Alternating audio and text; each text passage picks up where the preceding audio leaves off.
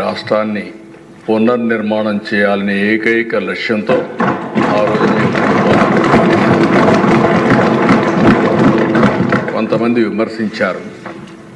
ఆ రోజు కూడా మేము ఒకటి ఆలోచించాం. ఈరోజు రాష్ట్రంలో చాలా ఇబ్బందులు ఉన్నాయి. నిర్వీర్యం అయిపోయింది ఆర్థిక వ్యవస్థ. ఇప్పుడు కోలుకునే పరిస్థితులు కూడా లేవు. అలాంటప్పుడు డబల్ ఇంజన్ సర్కారు ఉంటే తప్ప ఈ రాష్ట్రాన్ని పునర్నిర్మాణం చేయలేమని ఏకైక లక్ష్యంతో కలిశాం. ఆ రోజు ఈ రోజుటికి ఒకే మాట మీద ముందుకు పోతున్నాం. నేను మనస్ఫూర్తిగా పవన్ కళ్యాణ్ గారిని ఈ సభ ద్వారా మరొకసారి అభినందిస్తున్నాను, ధన్యవాదాలు తెలియజేస్తున్నాను. ఇంకొక పక్కన దిశ, ఈరోజు మీరు చూస్తే ప్రజల్లో యాస్పిరేషన్స్ ఉన్నాయి. 5 సంవత్సరాలు పూర్తిగా నిర్వీర్యమైపోయిన ఆర్థిక వ్యవస్థ. ఇంకొక పక్క అన్ని డిపార్ట్మెంట్లు కూడా మీరు చూస్తే, ఒక మాటలో చెప్పాలని నేను 4వసారి ముఖ్యమంత్రి. 3 సార్లు నాకు ఎప్పుడు ఇంత ఇబ్బంది రాలేదు. అప్పుడు కూడా కొన్ని ఇబ్బందులు ఉన్నా ఈసారి మాత్రం ఎప్పుడూ లేనటువంటి ఇబ్బందుల్ని ఎదుర్కొనే పరిస్థితి వచ్చాం. ఈరోజు ఈ సభ ద్వారా కేంద్ర ప్రభుత్వాన్ని కూడా మనస్ఫూర్తిగా అభినందిస్తున్నాను, నరేంద్ర మోడీ గారిని. ఎందుకంటే ఈరోజు మనం అడిగిన దానికంటే కూడా నేను అనుకున్నాను ఇంకా సమయం పడుతుందని. సకాలంలో స్పందించి అన్ని విధాలా సహకరించినటువంటి నరేంద్ర మోడీ గారిని, కేంద్ర ప్రభుత్వాన్ని ఈ సందర్భంగా మనస్ఫూర్తిగా అభినందిస్తున్నాను. ఆ సహకారంగా లేకపోయింటే మనం ఇంకా చాలా ఇబ్బందుల్లో పడేవాళ్ళం. ఆ విషయాలు కూడా మనం మాట్లాడుకుంటాం. అధ్యక్ష, ఏదైతే వెంటిలేటర్ పై నుండి రాష్ట్ర ఆర్థిక పరిస్థితి కానీ రాష్ట్రాన్ని కానీ కేంద్ర ప్రభుత్వ సహాయంతో ఇప్పుడిప్పుడే బయట వచ్చే పరిస్థితికి వచ్చాం. అయితే అధ్యక్ష, ఈరోజు మన ఆవేదన ఇప్పుడు కూడా మాట్లాడారు. నేను అందరికంటే సీనియర్ మెంబర్ని. ఇది దగ్గర 9వసారి. అంటే 9 సార్లు ఎమ్మెల్యే కావడం ఒక అరుదైన అనుభవం కూడా అధ్యక్ష. అయితే నేను 78లో మొట్టమొదటి వచ్చినప్పటి నుంచి చూశాను రోడ్లు లేని పరిస్థితి. అప్పుడు ఎమ్మెల్యేకి ప్రివిలేజెస్ ఏంటంటే ఒక 3 గ్యాస్ కనెక్షన్లు, మిలిటరీ జీప్, నేరుగా తమిళనాడుకు పోతే ఆర్మీ నుంచి ఒక జీప్ ఇస్తారు. ఆ జీప్ కూడా నడవదు, దాన్ని ట్రోలింగ్ చేసుకొని రావాలి, వచ్చి రిపేర్ చేసుకొని. అప్పుడు రోడ్లు కూడా అదే పరిస్థితి, ఏ ఊరికి కూడా రోడ్లు ఉండవు, జీప్ ఉంటే తప్ప కాన్స్టిట్యూషన్. మొట్టమొదటిసారిగా నా జీవితంలో చూసిన సభ గడచిన సభ.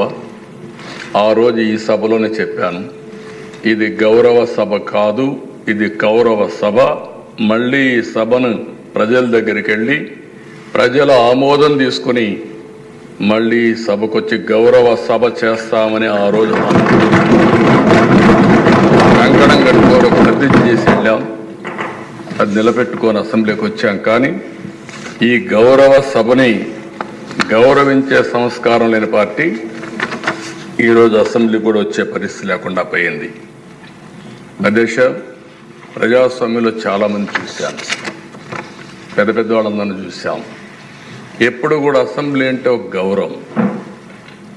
అసెంబ్లీ అనేది ప్రజా సమస్యల పరిష్కారం కోసం ఇదొక వేదిక, ఒక పవిత్ర దేవాలయం.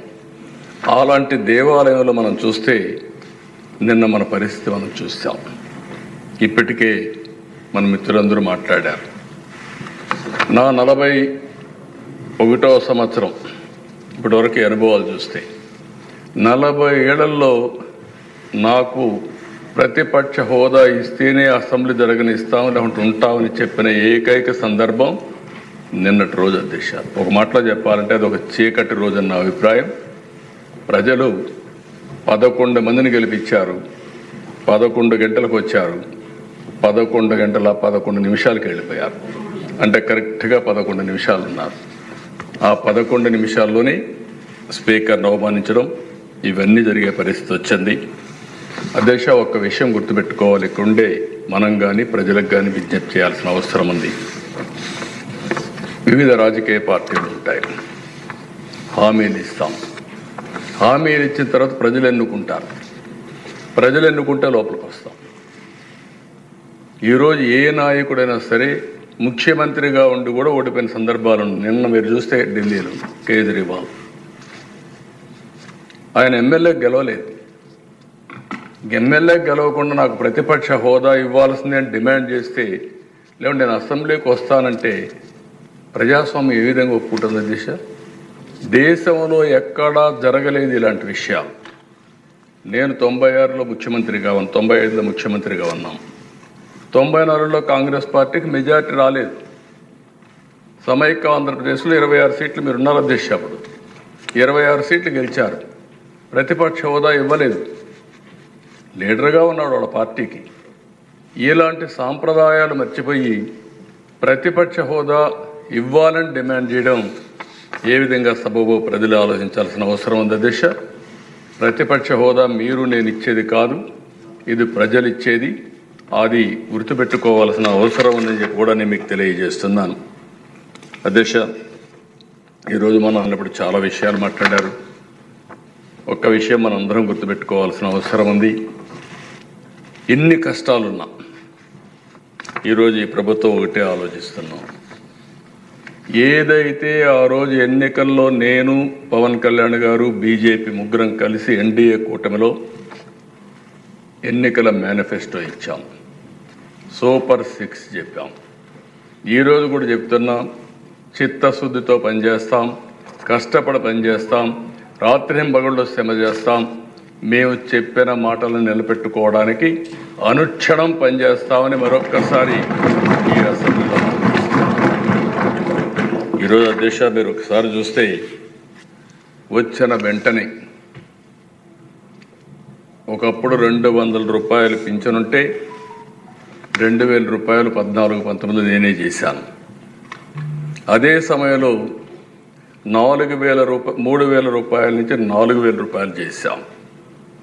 ఇంకొక పక్కన దగ్గర దశ మీరు చూస్తే 8,08,570 మంది దివ్యాంగులు. ఈరోజు మీరు చూసినప్పుడు 5 సంవత్సరాలు ఒక్క పైసా పెంచలేదు. 3,000 రూపాయల నుంచి ఒకేసారి 6,000 రూపాయలు చేసిన కూటమి ఎన్డీఏ కూటమి. అదే మరిగా దశ కడాన లెప్రసీ పేషెంట్స్ కూడా డబ్బులు ఇవ్వాలంటే వాళ్ళకి మనసు రాకపోతే 7,033 మందికి 6,000 రూపాయల చొప్పున ఇచ్చాం. ఈరోజు దశ మీరు చూస్తే 3,000 నుంచి 4,000 చేశాం. 3,000 నుంచి దివ్యాంగులకు 6,000 చేశాం. కొంతమంది లెప్రసీ కానీ డయాలసిస్ పేషెంట్స్ 10,000 చేశాం. కొంతమంది బెడ్కే పరిమితమైన వాళ్ళకి లక్ష్యంగా పెట్టుకుని వాళ్ళకి అన్ని విధాలు ఆదుకోవడం కోసం మనం ముందుకు పోయే పరిస్థితికి వచ్చాం. ఇదే కాదు దిశ, ఒకప్పుడు జీతాలు ఎప్పుడు వస్తాయో తెలియదు. ఉద్యోగస్తులకి, ముసలి వాళ్ళకి పింఛన్లు ఇవ్వలేని పరిస్థితి. ఈరోజు గర్వంగా చెప్తున్నా, మొదటి తారీఖున ఎన్ని కష్టాలున్నా పింఛన్లు పేదవాళ్ళకి ఇవ్వడమే కాకుండా గవర్నమెంట్ ఉద్యోగస్తులకి, రిటైర్డ్ అయిన ఎంప్లాయీస్ అందరికీ అదే రోజున పింఛన్లు జీతాలు ఇచ్చే కార్యక్రమాన్ని ఏర్పాటు చేశాం. అది ఈ ప్రభుత్వం సాధించిన విజయం అని చెప్పి కూడా నేను మీకు తెలియజేస్తున్నా అధ్యక్ష. ఒకసారి బాధేస్తుంది. ప్రభుత్వం యొక్క మానవత్వాన్ని అద్దం పడుతుంది. అన్నా క్యాంటీన్ వీళ్ళు ఏమీ చేయక్కర్లేదు. కట్టిన బిల్డింగ్లన్నీ కూడా అన్నం పెడతా ఉంటే ఉన్న పడంగా వచ్చి పేదవాళ్ళ మీద కోపంతో వాళ్ళ పొట్టగొట్టే పరిస్థితికి వచ్చారు. అన్నా క్యాంటీన్లు క్లోజ్ చేశారు. ఇది నాకైతే అర్థం కలదు దిశ.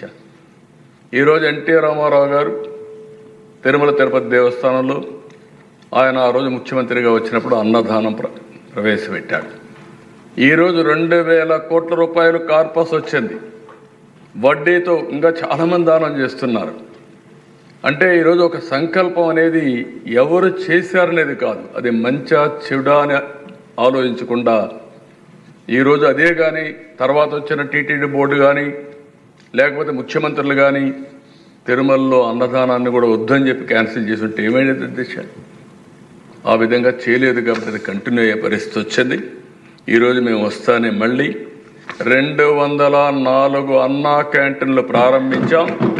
ప్రతి నియోజకవర్గంలో అన్నా క్యాంటీన్లు పెట్టి తద్వారా పేదవాళ్ళందరినీ ఆదుకునే కార్యక్రమానికి శ్రీకారం చుడతాం. ఇది ఈ ప్రభుత్వం యొక్క కమిట్మెంట్ అని చెప్పి కూడా నేను మీకు తెలియజేస్తున్నా. అదే మరిగా దిశ ఈరోజు మనం ఒకసారి చూస్తే ఈరోజు దీపం కార్యక్రమం పేదవాళ్ళ కోసం ఏదైతే ఎన్నికల మేనిఫెస్టోలో మేము చాలా స్పష్టంగా చెప్పాం, దాని ప్రకారం ఈరోజు 3 ఉచిత గ్యాస్ సిలిండర్లు ఇస్తామని హామీ ఇచ్చాం. ఇప్పటికే 1 రిలీజ్ చేశాం, 3 కూడా ఇచ్చేదానికి సిద్ధపడ్డాం. ఈరోజు మీరు చూస్తే 48 అవర్స్లో వాళ్ళు కట్టిన తర్వాత తిరిగి వాళ్ళకి డబ్బులన్నీ కూడా రీపే చేస్తున్నాం. ఈ ఒక్క ప్రోగ్రాంలో 2,684 కోట్ల రూపాయలు ఖర్చు అవుతుంది. ఇప్పటికే 1 కోటి మంది రిజిస్ట్రేషన్ చేసుకున్నారు. 80 లక్షల మందికి ఇచ్చాం. 686 కోట్ల రూపాయలు ఈ కార్యక్రమం కింద 93 లక్షల మందికి ఇప్పుడు లేటెస్ట్ మనోహర్ గారు చెప్పినట్టు 93 లక్షలకి ఇచ్చాం. దీనికి ఎప్పటికప్పుడు ఎవ్వరికి ఇబ్బంది లేకుండా ఇచ్చే కార్యక్రమాన్ని తీసుకుంటాం. దీపం పెట్టింది నేను మొట్టమొదటిసారి ముఖ్యమంత్రిగా వచ్చినప్పుడు పెట్టాం అధ్యక్ష, సమైక్య ఆంధ్రప్రదేశ్లో. ఈరోజు మళ్ళీ గర్వంగా ఫీల్ అవుతున్నాం. ఆడబిడ్డలు ఎవ్వరికీ ఇబ్బంది లేకుండా వంట గ్యాస్ ఉచితంగా ఇచ్చే కార్యక్రమానికి ఎన్డీఏ శ్రీకారం చుట్టాం. ఇది ఒక పెద్ద అచీవ్మెంట్ అని చెప్పి కూడా నేను మీకు తెలియజేస్తున్నా. ఇదే కదా దిశ. ఈరోజు ఈ సభ ద్వారా నేను ఒకటే హామీ ఇస్తున్నా, తొందరలోనే ఇప్పటికీ డిఎస్సి అనౌన్స్ చేశాం, దానికి కూడా శ్రీకారం చుడతాం. రాబోయే సంవత్సరం 16,384 ఉద్యోగాలు ఏవైతే చెప్పామో రిక్రూట్ చేసి ట్రైన్ చేసి పోస్టింగ్స్ ఇచ్చి పాఠశాలలు ఓపెన్ చేస్తామని చెప్పి కూడా నిరుద్యోగులందరికీ హామీ ఇస్తున్నాం. దానికి కూడా శ్రీకారం చుడుతున్నాం. ఇది కాకుండా దిశ ఇబ్బందులు ఎన్నున్నా ఇచ్చిన హామీలు నిలబెట్టుకుంటామని చెప్పాం. మే నెలలో తల్లికి వందనం, ఎంతమంది పిల్లలున్నా అంతమందికి డబ్బులు ఇచ్చే కార్యక్రమానికి శ్రీకారం చుడతాం. ఆ కార్యక్రమాన్ని కూడా ముందుకు తీసుకెళ్తాం. ఇంకో పక్కన రైతు భరోసా ఏదైతే చెప్పామో next installment government of India ఇస్తుంది. దాంతో జమ చేసి 3 ఇన్స్టాల్మెంట్స్లో ప్రతి ఒక్క రైతుకు కూడా రైతు భరోసా కింద 20,000 చెప్పాము, దాన్ని ఫుల్ఫిల్ చేస్తామని చెప్పి కూడా నేను మీకు తెలియజేసుకుంటున్నాను. గవర్నమెంట్ ఆఫ్ ఇండియా 6,000 ఇస్తారు, మనం ఒక 14,000 ఇస్తాం. 2 మ్యాచ్ చేసి 20,000 ఇచ్చే కార్యక్రమానికి ముందుకు పోతాం. ఇది కాకుండా దిశ మత్స్యకారులు 20,000 రూపాయలు ఇస్తా అన్నాం. వాళ్ళు కూడా చేపలు వేటకు పోలేని పరిస్థితి ఉంటుంది. ప్రతి సంవత్సరం హాలిడే ఇస్తాం.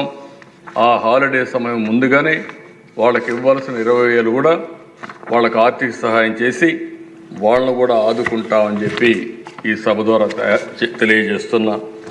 ఈ 1-2 కాదు అధ్యక్ష, నేను ఒకటే హామీ ఇస్తున్నా. మళ్ళీ నేను ఆ విషయాలు కూడా రీఅఫర్మ్ చేస్తాను. ఏదైతే మేము ఎన్నికల మేనిఫెస్టోలో చెప్పామో ప్రతి ఒక్కటి కూడా అమలు చేయడానికి చిత్తశుద్ధితో కట్టుబడి ఉన్నాం. అన్ని విధాల ప్రయత్నం చేస్తామని చెప్పి కూడా ఈ సభ ద్వారా ప్రజలందరికీ విజ్ఞప్తి చేస్తున్నాను. అయితే అధ్యక్ష, ఇక్కడ 2-3 విషయాలు మీ అందరికీ తెలియజేయాల్సిన అవసరం ఉంది. గడిచిన 5 సంవత్సరాల్లో ఏం జరిగిందో ఒక్కసారి మీరు ఆలోచిస్తే నేను 4-5 స్లైడ్స్ చూపిస్తాను. మీ అందరికీ ఒక ఆలోచన వస్తుంది. ఎందుకంటే అధ్యక్ష పవన్ కళ్యాణ్ గారు ఎన్డీఏ తరపున నరేంద్ర మోడీ గారిని ఒక ఆదర్శంగా ఎప్పుడైతే అభివృద్ధి చేయాలి, సంపద సృష్టించాలి, దీనివల్ల ఆదాయం పెరుగుతుంది, పెరిగిన ఆదాయాన్ని సంక్షేమ కార్యక్రమాలకు ఖర్చు పెట్టాలి, కొంత డబ్బులు మళ్ళీ అభివృద్ధి పైన ఖర్చు పెట్టాలి, మళ్ళీ ఆదాయం పెంచుకుంటూ ఎక్కడికక్కడ ప్రజల్ని సాధికారత చేయాల్సిన బాధ్యత ఉంది. ఇది ఒక సైకిల్. ఇది సంపద సృష్టించకుండా ఇష్టానుసారం ప్రవర్తించి అప్పులు తీసుకొచ్చి ఖర్చు పెడితే అది సస్టైనబుల్ మోడల్ కాదు దిశ. ఆ విషయం చెప్పడానికే నేను ఈ 4 స్లైడ్స్ మీ ద్వారా ప్రతి ఒక్క మెంబర్కి కానీ రాష్ట్రంలో ఉండే ప్రజలందరూ కూడా ఆలోచించుకోవాల్సిన అవసరం ఉంది. అభివృద్ధి జరిగితే ఏం జరుగుతుంది, సుపరిపాలన ఉంటే ఏ విధంగా ఉంటుంది, అభివృద్ధి జరగకపోతే ఎలాంటి ఇబ్బందులు వస్తాయో మన రాష్ట్రం 5 సంవత్సరాలకు ఉదాహరణ. ఆ విషయమే నేను ఒకసారి ఎక్స్ప్లెయిన్ చేస్తాను అధ్యక్ష. నెక్స్ట్ ఆ స్లైడ్స్ అండి. ఇది ఒకసారి చూస్తే అధ్యక్ష 18-19 11.4% growth rate, 19-20 5.25% growth rate, double సగానికి తగ్గిపోయే పరిస్థితి వచ్చింది. అదేవిధంగా అధ్యక్ష మీరు చూసిన తర్వాత 18-19లో 8,74,000 కోట్ల రూపాయలు జిఎస్టిపి, అది 19కి వచ్చేందుకు 9,26,000 కోట్ల రూపాయలు జిఎస్టిపి పెరిగింది 19-20కి. దీనివల్ల దేశ అదే కానీ 11.14% గ్రో అయింటది కంటిన్యూ అయి ఉంటే 9,71,000 జిఎస్టిపి వచ్చేది. అంటే ఒక్క సంవత్సరం 45,000 కోట్ల రూపాయలు జిఎస్టిపి తగ్గే పరిస్థితి వచ్చింది. ఇది సంపద సృష్టించడం అనేది. రెండో ఎగ్జాంపుల్ అధ్యక్ష 23-24 వైఎస్ఆర్ కాంగ్రెస్ పార్టీ పరిపాలన 8.6% గ్రోత్. అదే సమయంలో 24-25 ఎన్డీఏ ప్రభుత్వం మొదటి సంవత్సరం 3 నెలలు మేము లేకపోయినా 12.94% గ్రోత్ వచ్చింది. దీనివల్ల అధ్యక్ష మీరు ఒకసారి చూస్తే 24-25% 12.94% వల్ల గ్రోత్ చూస్తే 14 కోట్ల మామూలుగా వచ్చుంటే 8.6 వస్తే 14,22,00,000 వచ్చేది. ఈ సంవత్సరం 24-25కి 16,06,000 కోట్ల రూపాయలు జిఎస్టిపి వచ్చింది. ఈ రెండు చూసుకుంటే అధ్యక్ష అదే కానీ వైఎస్ఆర్ కాంగ్రెస్ పార్టీ ఉండి 8.6 వచ్చుంటే 15,44,00,000 వచ్చేది, 15,44,000 కోట్లు వచ్చేది. అంటే ఒక సంవత్సరం వైఎస్ఆర్ కాంగ్రెస్ పార్టీకి ఎన్డీఏ ప్రభుత్వానికి వ్యత్యాసం చూస్తే 62,000 కోట్ల రూపాయలు అదనంగా జిఎస్టిపి సాధించే పరిస్థితికి వచ్చాం. అంటే సంపద ఎప్పుడు వస్తుందో దిశ ఆ రోజు ఆదాయం పెరుగుతుంది, ప్రభుత్వానికి ఆదాయం పెరుగుతుంది, ప్రజల దగ్గర తలసరి ఆదాయం పెరుగుతుంది, వాళ్ళకు పర్చేసింగ్ కెపాసిటీ వచ్చే పరిస్థితికి వస్తుంది. Next slide. ఈ స్లైడ్ మీరు చూస్తే అధ్యక్ష 14-15 నుంచి 18-19 వరకు 5 సంవత్సరాలు తెలుగుదేశం పార్టీ హయాంలో 13.5% గ్రోత్ రేట్. అదే వైఎస్ఆర్ కాంగ్రెస్ పార్టీని చూస్తే 10.32% వచ్చి తగ్గిపోయింది. దీనివల్ల ఏం జరిగిందని నెక్స్ట్ స్లైడ్కి వెళ్తే అధ్యక్ష మీరు ఇయర్ వారీగా వేసాం. ఈ లెక్కలన్నీ మనం ఎక్కడికక్కడ డిపార్ట్మెంట్ పంపిస్తే గవర్నమెంట్ ఆఫ్ ఇండియా దీన్ని కన్ఫర్మ్ చేసే పరిస్థితికి వస్తారు. అధ్యక్ష ఇక్కడ చూస్తే ఈ సినారియోలో తెలుగుదేశం పార్టీ అధికారంలో ఉండుంటే 13.5% గ్రోత్ రేట్ వచ్చినా ఈరోజు మీరు చూసినప్పుడు కింద చూస్తే యాక్చువల్గా గ్రోత్ అయింది ఆ రోజు 23-24కి 14,22,000 కోట్లు. అదే కానీ 13.5% గ్రో అయితే నెక్స్ట్ మీరు చూస్తే 16,46,000 కోట్ల రూపాయలు గ్రోత్ వచ్చేది. దీనివల్ల డిఫరెన్స్ 5 సంవత్సరాల్లో 2,24,000 కోట్ల రూపాయలు డిఫరెన్స్. అంటే 5 సంవత్సరాల్లో కలిస్తే 7,24,000 కోట్ల రూపాయలు అదనంగా జిఎస్టిపి వచ్చుండేది. దీనివల్ల అధ్యక్ష మీరు ఒకసారి చూస్తే రాష్ట్రానికి 76,195 కోట్ల రూపాయలు అదనంగా ఆదాయం వచ్చేది. ఈ 76,000 కోట్లు వచ్చుంటే సంక్షేమ కార్యక్రమాలు కానీ తిరిగి అప్పులు చేసే కార్యక్రమం లేకుండా చేసేదానికి అవకాశం వస్తుంది. అదే అధ్యక్ష తెలుగుదేశం పార్టీ ప్లాన్ చేసింది 15% గ్రోత్ అనుకున్నాం. ఈ సంవత్సరం మళ్ళీ 12.94% గ్రోత్ వచ్చింది. రాబోయే సంవత్సరం నుంచి 15% సాధించాలనుకుంటున్నాం. అది కానీ మనం చేసుంటే అధ్యక్ష ఈరోజు ఇంకా 94,856 కోట్ల రూపాయలు అదనంగా జిఎస్టిపి వచ్చేది. అంటే ఎందుకు చెప్తున్నానంటే అధ్యక్ష ఇవన్నీ మనం దీనివల్ల ప్రభావం ఏంటంటే నెక్స్ట్ స్లైడ్లో మీరు చూస్తే పర్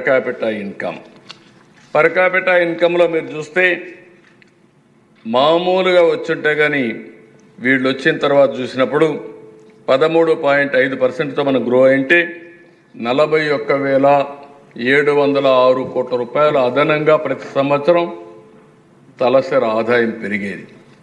ఈరోజు మనం 10,000 15,000 ఇవ్వడం కాదు, ప్రజల ఆదాయం పెంచాలి. అదే మరి ప్రభుత్వం యొక్క వనరులు పెంచాలి. ఇది పెంచుంటే ఇలాంటి పరిస్థితి వచ్చేది కాదు. అదే కానీ 15% పెరిగితే అదనంగా 60,000 కోట్ల రూపాయల ఆదాయం వచ్చేది. కానీ అధ్యక్ష ఇవన్నీ చేయని దానివల్ల ఈరోజు ఏం జరిగిందని ఒక్కసారి చూస్తే నెక్స్ట్ స్లైడ్. రాష్ట్రం అప్పుల పాలైంది.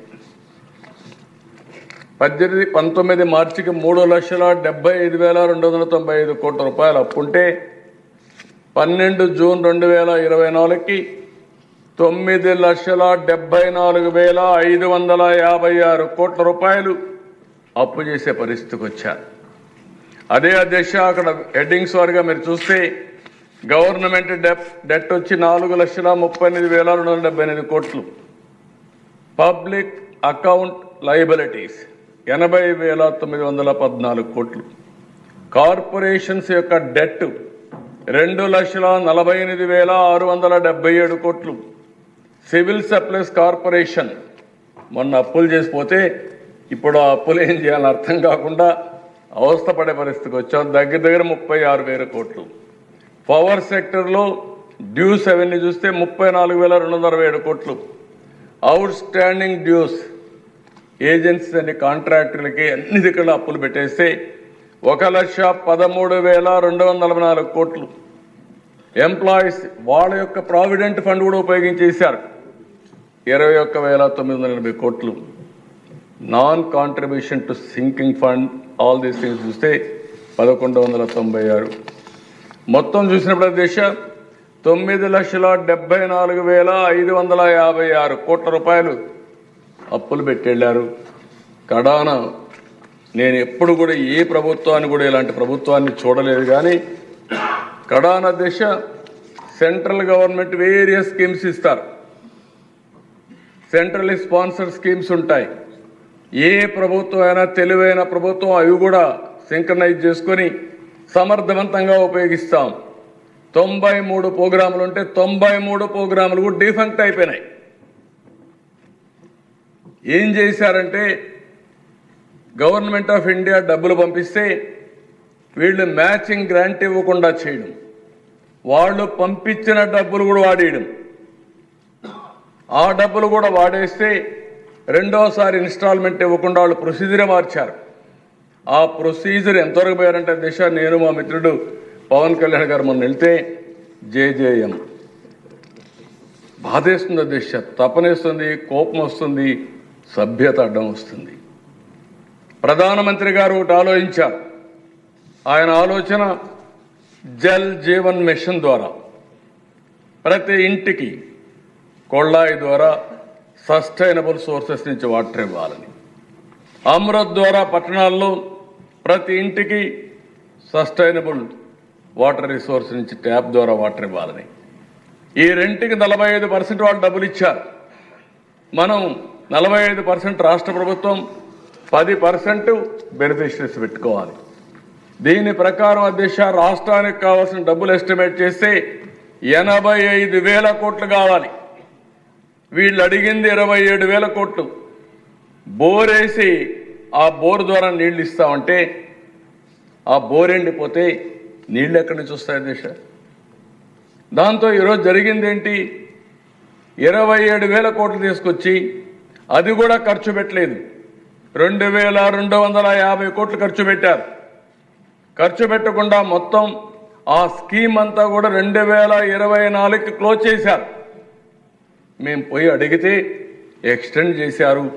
2028 వరకు ఆ స్కీమ్ మేము అడిగిన తర్వాత ఇబ్బంది పడతామంటే ఎక్స్టెండ్ చేసే పరిస్థితికి వచ్చారు. ఇప్పుడు ఆ 27,000 కోట్లకి రీషెడ్యూల్ చేస్తున్న డిపిఆర్స్ తయారు చేస్తున్నాం. మొన్నే కొన్ని టెండర్లు పిలిచారు, మిగిలినటువంటి డిపిఆర్స్ తయారు చేస్తున్నారు. కానీ ఈ 27,000 కోట్లు వస్తుంది, కానీ అదనంగా 55,000 కోట్లు కావాలి. ఇంకా ఏం చేయాలన్నా మాకే అర్థం కాని పరిస్థితి.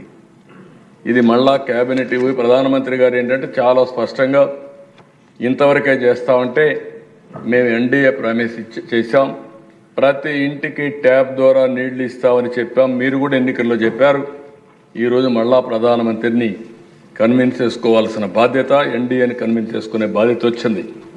అంటే ఒక వ్యక్తి చేసిన తప్పు, ఒక వ్యక్తి అవగాహన లోపం కానీ అహంకార ధోరణి కానీ మీరు చూస్తే రాష్ట్రం ఏ విధంగా నష్టపోతుందో ఇది ఒక ఉదాహరణ అని చెప్పి మీకు తెలియజేస్తున్నా. ఇలాంటివి 1-2 కాదు అధ్యక్ష, కోకొల్లలున్నాయి. అయితే అధ్యక్ష, నేను ఇవన్నీ మాట్లాడడం కాదు, మేము చాలా స్పష్టంగా ఒక విజన్ డాక్యుమెంట్ తయారు చేశాం. ఇవన్నీ చూసిన తర్వాత నేను కానీ పవన్ కళ్యాణ్ గారు కానీ బీజేపీ కానీ ఇవన్నీ ఆలోచించాం. ప్రధానమంత్రి గారు వికసిత్ భారత్ 2047 విజన్ డాక్యుమెంట్ తయారు చేశారు. మన రాష్ట్ర ప్రభుత్వం స్వర్ణ ఆంధ్రప్రదేశ్ విజన్ 2047 తయారు చేశాం. ఇందులో మీరు చూస్తే అధ్యక్ష, నేనేదో 2047 గురించి మాట్లాడడం లేదు. ఈరోజు ఏం చేస్తాం, 3 నెలల తర్వాత ఏ విధంగా ఉంటాం, ఎక్కడికక్కడ మీరు చూస్తే చాలా స్పష్టమైనటువంటి ఆలోచనలతో ముందుకు పోతున్నాం. ఈరోజు 23-24 23,795 రూపాయలు తలసరి ఆదాయం అయితే ఈ సంవత్సరం 2,68,653 రూపాయలు. అదే మరిగా మీరు చూస్తే ఈరోజు మనకు ఉండే డబ్బులు 1,60,610 కోట్లు అభివృద్ధికి సంక్షేమానికి రాష్ట్ర వనరుల్ని మనం జనరేట్ చేసుకునే పరిస్థితి వచ్చింది. దీనివల్ల 18,400 కోట్ల రూపాయలు అదనంగా రిసోర్సెస్ మన దగ్గర ఉంటాయి ఖర్చు పెట్టడానికి డెవలప్మెంట్ కిట్కి. ఇది మీరు చూసినప్పుడు దేశ 25-26 ఈ సంవత్సరం 16,06,000 కోట్ల రూపాయలు జిఎస్టిపి వస్తే నెక్స్ట్ ఇయర్కి 18,47,000 కోట్ల రూపాయలు, 3,07,883 రూపాయలు తలసరి ఆదాయం. రాష్ట్రానికి మళ్ళీ 1,84,703 కోట్ల రూపాయలు రిసోర్స్ ఉంటాయి. అదనంగా జనరేట్ చేసే డబ్బులు 24,093 కోట్ల రూపాయలు. 26-27 21,24,000 కోట్ల రూపాయలు, 24,24,000 కోట్ల రూపాయలు జిఎస్టిపి కాంట్రిబ్యూషన్ వస్తుంది. 3,53,203 రూపాయలు తలసరి ఆదాయం వస్తుంది. అదే మరి రిసోర్స్ చూస్తే 2,12,000 కోట్లు వస్తుంది. 28,000 కోట్ల రూపాయలు అదనపు రిసోర్స్ ఉంటాయి. 27-28 24.4 అంటే దగ్గర దగ్గర 24,420 కోట్ల రూపాయలు జిఎస్టిపి వస్తుంది. దగ్గర 4,05,000 రూపాయలు తలసరి ఆదాయం వస్తుంది. 2,24,000 కోట్ల రూపాయలు అదనపు రిసోర్స్ వస్తాయి. 31,860 కోట్ల రూపాయలు అడిషనల్ అమౌంట్ అవైలబుల్ వస్తుంది. 28-29కి 28,900,000 జిఎస్టిపి వస్తుంది.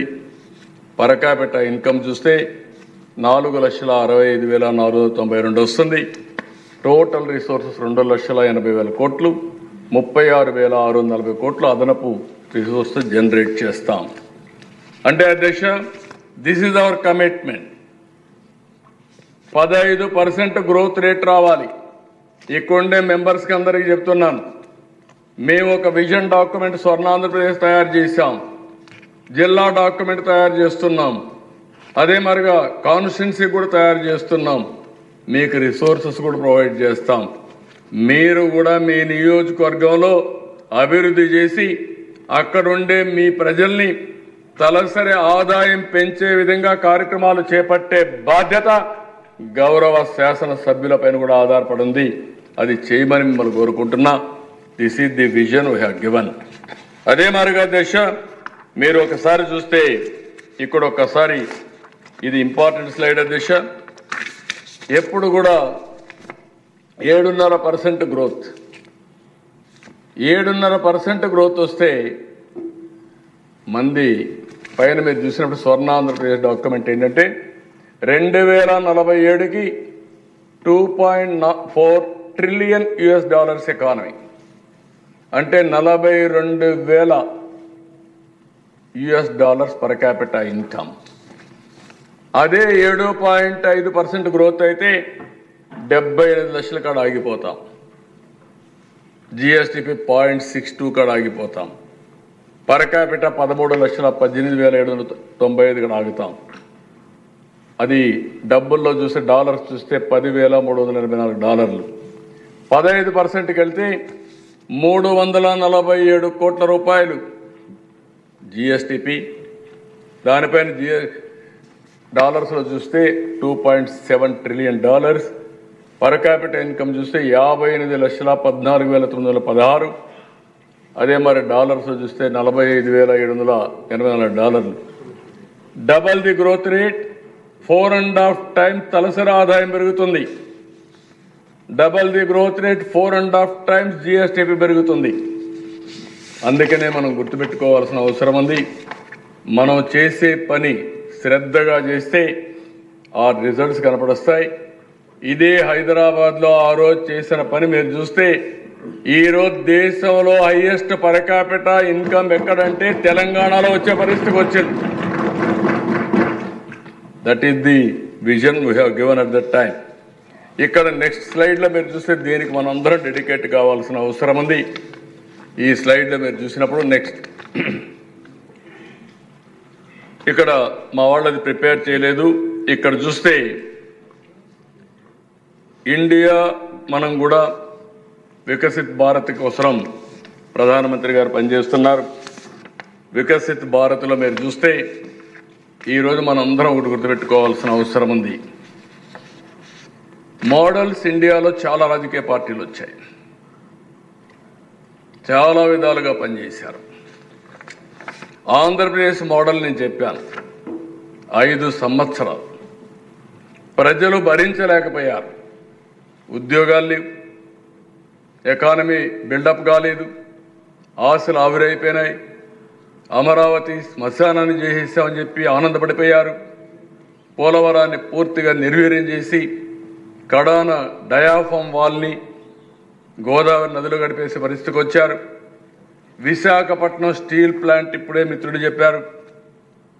ఆ రోజు అందరూ కూడా విశాఖ ఉక్కు ఆంధ్రుల హక్కు అని ప్రాణత్యాగాలు చేసిన ప్రజలు ఎన్నోసార్లు అడిగితే కనీసం ఒక్కసారి కూడా కేంద్రాన్ని అడిగే పరిస్థితులు లేరు. అదే మరి రైల్వే జోన్ చాలా స్పష్టంగా యాక్ట్లో ఉంటే కనీసం ల్యాండ్ ఇస్తే పెడతామని చెప్పినా ల్యాండ్ ఇవ్వకుండా పనికిమాలిన ల్యాండ్ ఇచ్చి దాన్ని నిలిపేసే పరిస్థితికి వచ్చారు. అధ్యక్ష, నేను గర్వంగా చెప్పగలుగుతున్నా 8 నెలల్లో అసాధ్యం అనుకున్న ఈ 4-5 పనుల్ని సాధ్యం చేసింది ఎన్డీఏ ప్రభుత్వం ఆంధ్రప్రదేశ్లో. అది సాక్షాత్తు ప్రధానమంత్రి నరేంద్ర మోడీ గారు కానీ కేంద్రంలో ఉండే మంత్రులు కానీ పూర్తిగా సహకరించారు. అధ్యక్ష, ఎప్పుడు కూడా అధ్యక్ష మనం మొన్న కూడా నేను ఢిల్లీలో ఒక మాట చెప్పాను. అధ్యక్ష, ఏదైతే కొంతమంది సంక్షేమం గురించి మాట్లాడతారు, అభివృద్ధి గురించి మాట్లాడరు. అభివృద్ధి చేస్తే సంపద వస్తుంది, సంపద సృష్టిస్తే ఆదాయం పెరుగుతుంది. మళ్ళీ ఆ ఆదాయాన్ని సంక్షేమం కోసం ఖర్చు పెట్టి మళ్ళా అభివృద్ధి కోసం ఖర్చు పెడితే రొటేట్ అవుతుంది. కొంతమంది సంక్షేమ కార్యక్రమాలు చెప్పి ప్రజల్ని మోసం చేసి కడాన ఆర్థిక వ్యవస్థని దివాలా తీసే పరిస్థితికి వచ్చారు. ఆర్థిక సంక్షోభంలో నెట్టేసే పరిస్థితికి వచ్చారు. అదే మన రాష్ట్రంలో జరిగింది. ఢిల్లీలో ఆ రోజు నేను చెప్పాను, పొలిటికల్ ఏదైతే ఉందో వాతావరణ కాలుష్యం, రాజకీయ కాలుష్యం పెద్ద సమస్యలని. ఏంటి అధ్యక్ష, ఢిల్లీలో అట్ వన్ స్టేజ్ మీరు చూస్తే ప్రతి ఒక్కరు చర్చ, ఢిల్లీలో ఎవరు ఉండలేం కాబట్టి రాజధాని మార్చాలని. యమునా నది ప్రతి సంవత్సరం మాట్లాడేవాళ్ళు, మాటలకు చేష్టలకు పొంతనుండేది కాదు. 10 సంవత్సరాల తర్వాత ఢిల్లీలో ఆ గవర్నమెంట్ వదిలించుకున్నారు. ఇప్పుడు నాకు 100% అధ్యక్ష బీజేపీ ఆధ్వర్యంలో ఎన్డీఏ గవర్నమెంట్ ఢిల్లీలో మనమందరం గర్వపడే రాజధానిని తయారు చేస్తారనే దాంట్లో ఏమాత్రం అనుమానం లేదని చెప్పి కూడా నేను మీకు తెలియజేస్తున్నాను. అంటే ఒక ప్రభుత్వ విధానాలు ఏ విధంగా దెబ్బతీస్తాయో ప్రజా జీవితాన్ని ఇది ఒక ఉదాహరణ. ఈరోజు ప్రధానమంత్రి గారు ఉన్నారు, 11 సంవత్సరాలు 10వ ఆర్థిక వ్యవస్థ, అప్పుడు ఈరోజు 5వ ఆర్థిక వ్యవస్థగా తయారు చేశారు. రేపు 28-29కి 3వ ఆర్థిక వ్యవస్థగా తయారవుతుంది. వికసిత్ భారత్ ద్వారా 2047కి భారతదేశం 1 గాని 2వ స్థానంలో ఉంటుంది. అది సాధించి తీరతారని చెప్పి కూడా నేను మీకు తెలియజేస్తున్నాను. ఆటోమేటిక్గా 3కి వస్తాం కానీ 2 గాని 1 గాని ఉండే అవకాశం ఉంది. అది వచ్చినప్పుడు అధ్యక్ష మన ఆలోచన ఒకటే, తెలుగువారు ప్రపంచంలో ఎక్కడున్నా నెంబర్ 1 కమ్యూనిటీగా ఉండాలనేది ఈ ప్రభుత్వం యొక్క సంకల్పం, ఎన్డీఏ సంకల్పం. అందుకే అధ్యక్ష పర్ క్యాపిటల్ ఇన్కమ్ కూడా మీరు చూస్తే ఆ రోజుటికి $42,000 పెట్టుకున్నాం. దగ్గర 2.3 ట్రిలియన్ పెట్టుకున్నాం. 2.3 to 4 అని 15% పెట్టుకున్నాం. దీనివల్ల 53,34,000 రూపాయలు తలసరి ఆదాయం పెట్టుకొని మనం ముందుకు పోతున్నాం. ఇది సాధ్యం. అయితే ఇవన్నీ చేసే మునుపు నేను ఒకటి చెప్తున్నా, మనమంతా కూడా దూరదృష్టితో 2047కి ఏం చేస్తాం చెప్తూ ఇప్పుడు ఎక్కడా ఇగ్నోర్ చేయడానికి వీల్లేదు. అందుకే మీరు చూస్తే అధ్యక్ష నేను ఇంత మునిపే చెప్పాను, ఏదైతే పెన్షన్లు ఇచ్చాం, పీడిఎస్ని స్ట్రీమ్లైన్ చేస్తున్నాం. మొన్న కూడా మేము డిస్కస్ చేసాం మనోహర్ గారితో, మినిస్టర్ గారితో. నేను చెప్పాను, ఈరోజు ఏదైతే మనం పండించే ధాన్యం మన ప్రజలు ఆ రైస్ తినే పరిస్థితులు లేరు, మేలు వెరైటీ వేయించాలి. అవసరమైతే మిల్లెట్స్ కూడా డిస్ట్రిబ్యూషన్ చేసే పరిస్థితి రావాలి. ప్రత్యామ్నాయ మార్గాలు ఏమున్నాయో అవన్నీ పెట్టమని చెప్పి కూడా వర్కౌట్ చేస్తున్నాం. ఇంకొక పక్క ఫుడ్ సెక్యూరిటీకి ఎక్కువ ప్రాధాన్యత ఇస్తాం. రెండోది ఇప్పుడే చెప్పాను, దీపం ఇది చేశాం. ఇది కాకుండా అధ్యక్ష ఇంత మునుపు నేను చెప్పినట్టు ఇవన్నీ కూడా ఏవి ఉన్నాయో ఆ స్కీమ్స్ అన్ని తీసుకొని ఇక్కడికి వచ్చినప్పుడు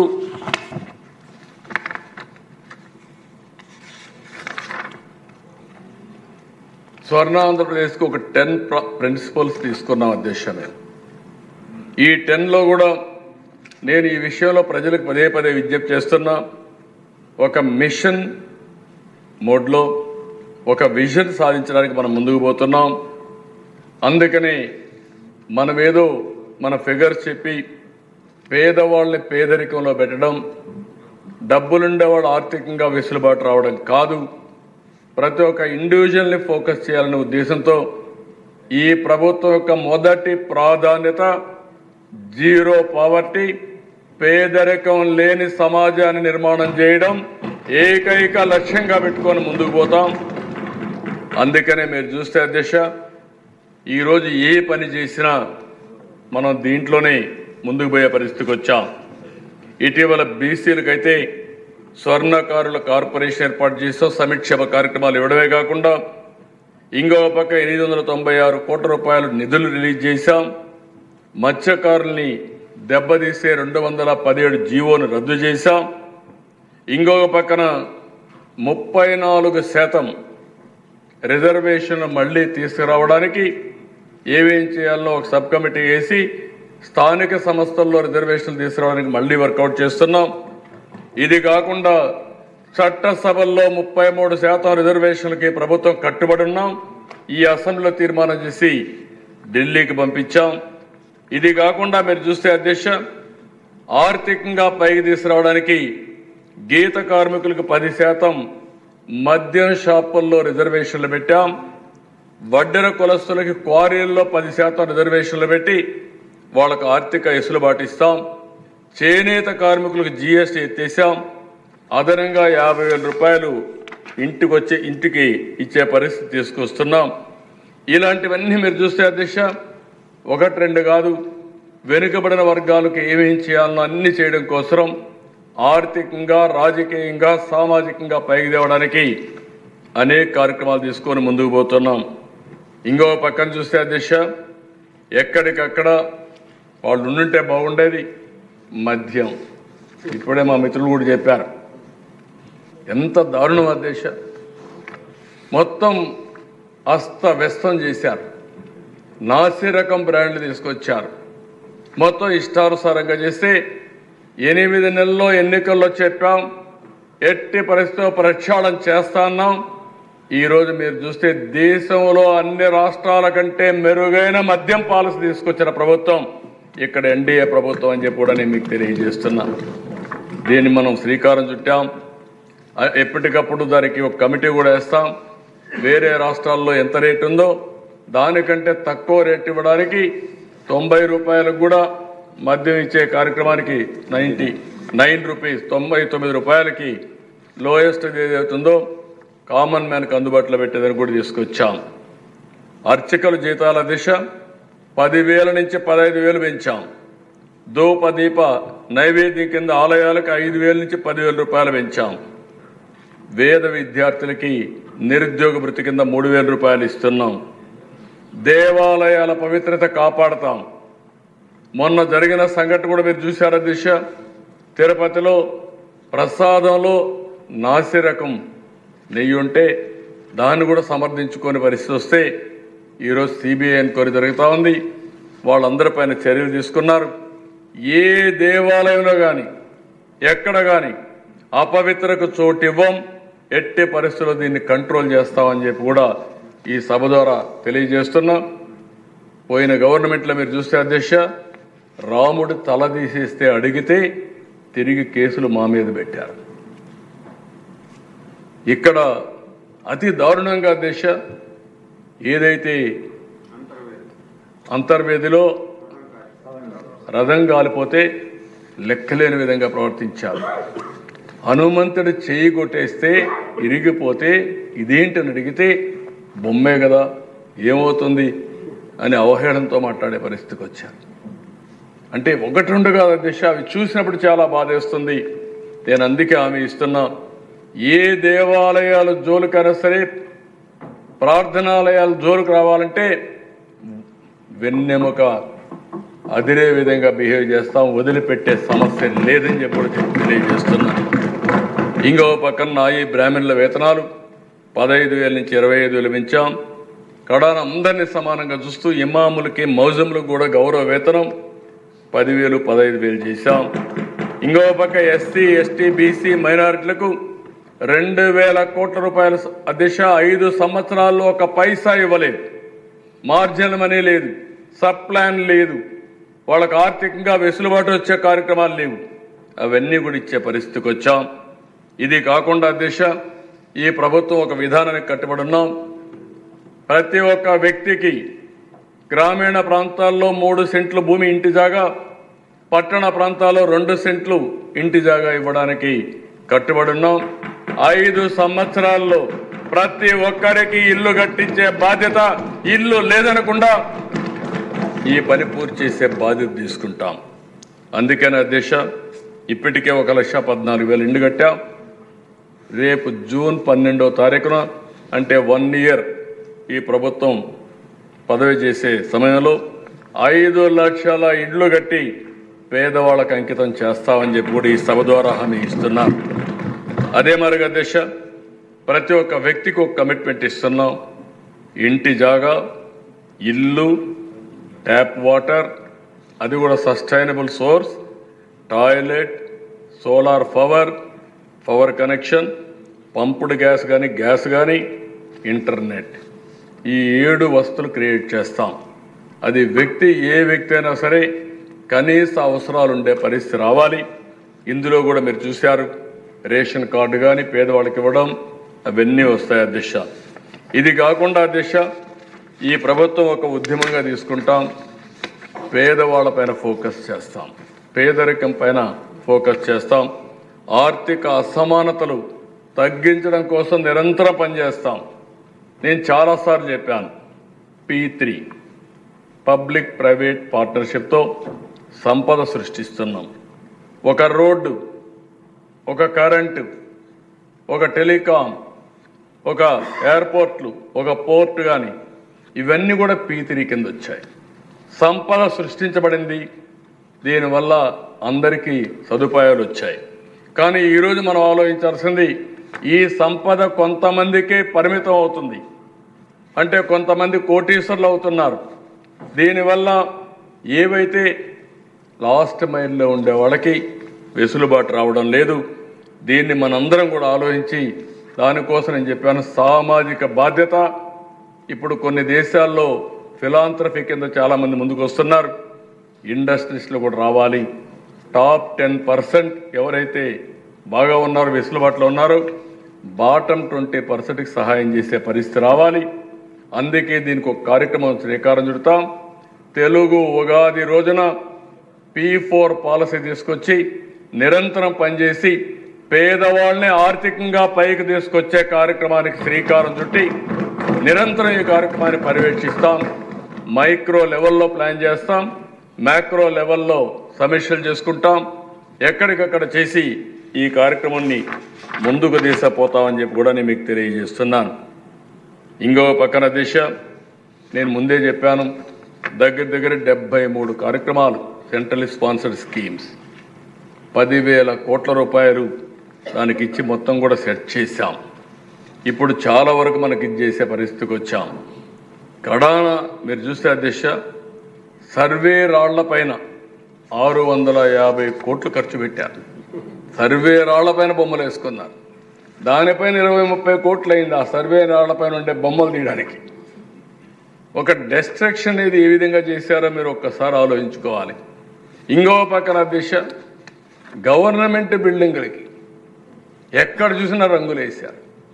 కడాన రంగుల పిచ్చి ఎంతవరకు పోయిందంటే, కడాన మనకు వేస్ట్ ఎనర్జీ కాంపోస్ట్ షెడ్లు కట్టాం. ఆ షెడ్లు కూడా వేసారు, కోడిగుడ్డు కూడా వేసే పరిస్థితికి వచ్చారు. ఒకటి కాదు దిశ, చెట్లకేసే పరిస్థితికి వచ్చారు, గుళ్ళకేసే పరిస్థితికి వచ్చారు, కమ్మోళ్ళు కూడా వేసే పరిస్థితికి వచ్చారు. ఇంకా ఒకటి కాదు, ఇంకెక్కడ కనపడిస్తే అక్కడ సరే. ఇంకా పట్టాదారు పాసు పుస్తకాలు, ఎవరిదో ఆస్తి ఎవరు తల్లిదండ్రులు ఇచ్చారు, స్వార్జితం, అలాంటి దానిపైన కూడా బొమ్మ వేసుకుని ఆనందపడితే ఇప్పుడు ఆ ప్రింట్ అవి మళ్ళా రాజముద్ర వేయాలంటే ఈరోజు మళ్ళా పుస్తకాలన్నీ ప్రింట్ చేసే పరిస్థితికి వస్తూ ఉంది. అంటే డెస్ట్రక్షన్ ఎంత చేశారో ఇది ఒక ఉదాహరణ దిశ. అందుకనే దిశ, దీని తర్వాత మనం అందరం గుర్తుపెట్టుకోవాల్సింది, ఫోకస్ చేయవలసిన విషయం ఉద్యోగం, ఉపాధి. ఈ ప్రభుత్వం ఏదైతే ఎన్నికల ముందు చెప్పామో 20 లక్షల ఉద్యోగాలు కల్పన ఎన్డీఏ బాధ్యత, దానికి కట్టుబడి ఉన్నాం. అవన్నీ కూడా ఇప్పటికే మీరు చూస్తే 6,50,000 కోట్ల రూపాయలు ఎంఓయూలు చేశాం. దీంతో 5 లక్షల ఉద్యోగాలు వస్తాయి. ఇంకా కొన్ని ప్రాసెస్లో ఉన్నాయి. 5 సంవత్సరాల్లో ఫోకస్ చేస్తాం. నేను ముందే చెప్పాను, డిఎస్సి పూర్తి చేస్తాం. డిఎస్సి పూర్తి చేసి రాబోయే సంవత్సరానికంటే ఎగ్జామ్ ఇది స్కూల్స్ ఓపెన్ చేయకునిపే దీన్ని పూర్తి చేస్తామని చెప్పి కూడా నేను మీకు తెలియజేస్తున్నా. మొన్నే ప్రధానమంత్రి వచ్చారు, ఎన్టీపీసీ అదే మరిగా జెన్కో కలిసి 2 లక్షల కోట్ల రూపాయలతో ఒక గ్రీన్ ఎనర్జీ ప్లాంట్ ఓపెన్ చేశారు. రామాయపట్నంలో 95,000 కోట్ల రూపాయలు ఖర్చు పెట్టి బీపీసీఎల్ రిఫైనరీ పెడుతున్నారు. నక్కపల్లి ఫార్మా, కృష్ణపట్నంలో ఒక ఇండస్ట్రియల్ పార్క్, ఓర్వకల్లు ఎక్కడైతే కర్నూలు, ఇంకో పక్క కొప్పర్తి, కడప, 4 ఇండస్ట్రియల్ పార్కులు కూడా శాంక్షన్ చేశారు. దీనివల్ల రాబోయే రోజుల్లో ఉపాధి అవకాశాలు మెరుగుపడతాయి.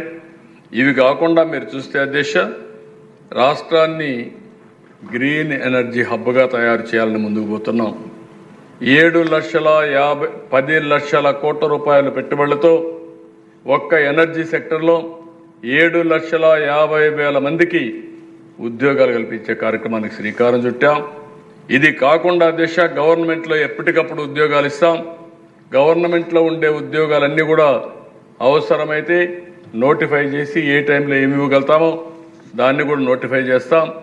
కడాన అధ్యక్ష, వర్క్ ఫ్రమ్ హోమ్ కూడా తీసుకొస్తాం. బాగా చదువుకున్న వాళ్ళు ఉంటే వాళ్ళందరికీ ఇంటి దగ్గరనే ఉద్యోగాలు ఇచ్చే పరిస్థితి కూడా తీసుకొస్తాం. టీసీఎస్ అయితే విశాఖపట్నంలో 10,000 మందికి ఉద్యోగాలు ఇవ్వడానికి ముందుకొచ్చారు. గూగుల్ ముందుకొచ్చారు. ఇవన్నీ కూడా ఇంకో పక్కన విశాఖపట్నం స్టీల్ మారిగానే మీరు ఇంకో పక్క చూస్తే ఆర్సిలర్ మెటల్ అయితే ఒక స్టీల్ ప్లాంట్ పెట్టడానికి ముందుకొచ్చారు. ఇవన్నీ కూడా మనం ముందుకు తీసుకుపోగలిగితే ఉపాధి అవకాశాలు మెరుగుపడతాయి. ఈ ప్రభుత్వం పేదరికం తర్వాత టాప్ ప్రియారిటీ ఉపాధి కల్పించడం, దీనికి కట్టుబడి ఉన్నాం. ఇవన్నీ చేస్తామని చెప్పి కూడా నేను మీకు తెలియజేస్తున్నా. ఇదే కాకుండా అధ్యక్ష, ఒకవేళ ఎవరైతే యువత ఉన్నారో వాళ్ళకు ఉద్యోగాలు రాకుండా బాధపడే సమయంలో నిరుద్యోగ భృతి ఇస్తా ఉన్నాం. నెలకు 3,000 రూపాయల నిరుద్యోగ భృతి కూడా ఈ ప్రభుత్వం ఇస్తామని వాళ్ళందరికీ హామీ ఇస్తున్నా. Top priority employment. ఎవరైతే ఎనర్జెటిక్గా ఉండే యువత నిర్వీర్యం కావడానికి వీల్లేదు, వాళ్ళు సమర్థవంతంగా ఉపయోగించుకుంటామని చెప్పి కూడా నేను మీకు తెలియజేస్తున్నాను. ఇంకో పక్కన దేశ హ్యూమన్ రిసోర్స్ డెవలప్మెంట్. ఈరోజు మానవ వనరుల అభివృద్ధికి టాప్ ప్రియారిటీ ఇస్తున్నాం. మొన్నే మీరు చూస్తే ఫీజు రీఎంబర్స్మెంట్ అయితే 788 కోట్లు పే చేశాం. ఒక్క విద్యాశాఖలోనే 6,500 కోట్ల రూపాయలు బకాయిలు పెట్టే పరిస్థితికి వచ్చారు. చాలా సంతోషం. ఇక్కడే పవన్ కళ్యాణ్ గారు కానీ ఎడ్యుకేషన్ మినిస్టర్ గారు కానీ వాళ్ళిద్దరూ కలిసి డొక్కా సీతమ్మ మధ్యాహ్న భోజనం పేరు పెట్టి ఈరోజు మధ్యాహ్న భోజనం ఎప్పుడో త్యాగాలు చేసిన ఆ తల్లి పేరుతో ఈరోజు ఈ కార్యక్రమాన్ని తీసుకొచ్చే పరిస్థితికి వచ్చారు. వారిని మనస్ఫూర్తిగా అభినందిస్తున్నా. సర్వేపల్లి రాధాకృష్ణ పేరుతో విద్యార్థి మిత్ర కార్యక్రమానికి కూడా శ్రీకారం చుట్టి స్కూల్ కిట్స్ ఇచ్చే పరిస్థితికి వచ్చారు. అంత మునుపు చూస్తే అసహ్యంగా ఒకే పేరు, ఆ పేరు లేకుండా వేరే పేరు లేదు. ఆ పేర్లు నేను చెప్పను కానీ ఇప్పుడు పెడితే, ఇప్పుడు ఎవరైతే జాతికి సేవ చేశారో, ప్రజలకు సేవ చేశారో అలాంటి పేర్లు తీసుకొచ్చారు. దానికి మనస్ఫూర్తిగా అభినందిస్తున్నా. ఇంకో పక్కన మెగా పేరెంట్స్ టీచర్ మీటింగ్ కూడా పెట్టారు. నేను కూడా వెళ్ళాను. చాలా బాగా చేశారు. టీచర్స్ అందరు పిల్లలందరినీ ఇన్వాల్వ్ చేసి ఒక మంచి కార్యక్రమానికి శ్రీకారం చుట్టారు. ఇంకో పక్కన మీరు ఒకసారి చూస్తే అధ్యక్ష, ఎన్టీఆర్ వైద్య సేవకి 1,770 కోట్ల రూపాయలు ఇచ్చాం. ఇంకా ఇవ్వాల్సినవి చాలా ఉన్నాయి. మొత్తం వీళ్ళు చేసిపోయినటువంటి అన్నీ కూడా అప్పులు తీర్చుకుంటూ వచ్చే పరిస్థితి వచ్చింది. ఇది కాకుండా అధ్యక్ష, ఈరోజు డిజిటల్ హెల్త్ కార్డ్స్ ఇక్కడే సత్యకుమార్ గారు ఉన్నారు, ఆయన వర్కౌట్ చేస్తున్నాడు.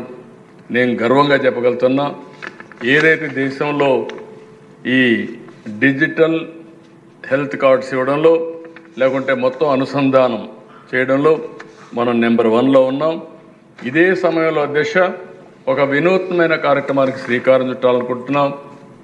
ఈరోజు ఎన్టీఆర్ వైద్య సేవ కానీ, సీఎం రిలీఫ్ కానీ ఇవన్నీ ఒక లెవెల్కి వస్తున్నాయి. చాలా వరకు పేదవాళ్ళకి ఇచ్చే పరిస్థితికి వస్తున్నాం. కానీ మధ్యతరగతి కుటుంబాలకు కొన్ని ఇబ్బందులు వస్తున్నాయి. అందుకే ఈరోజు నిర్ణయం తీసుకుంటున్నాం. రాష్ట్రంలో ఉండే అందరికీ 2,50,000 వరకు ఇన్సూరెన్స్ ప్రీమియం పే చేసే బాధ్యత ఈ ప్రభుత్వం తీసుకుంటాం. చాలామంది ఈరోజు మీరు ఒక్కసారి చూస్తే అధ్యక్ష, ఈరోజు మీరు చూస్తే మధ్యతరగతి చాలా సఫర్ అవుతున్నారు.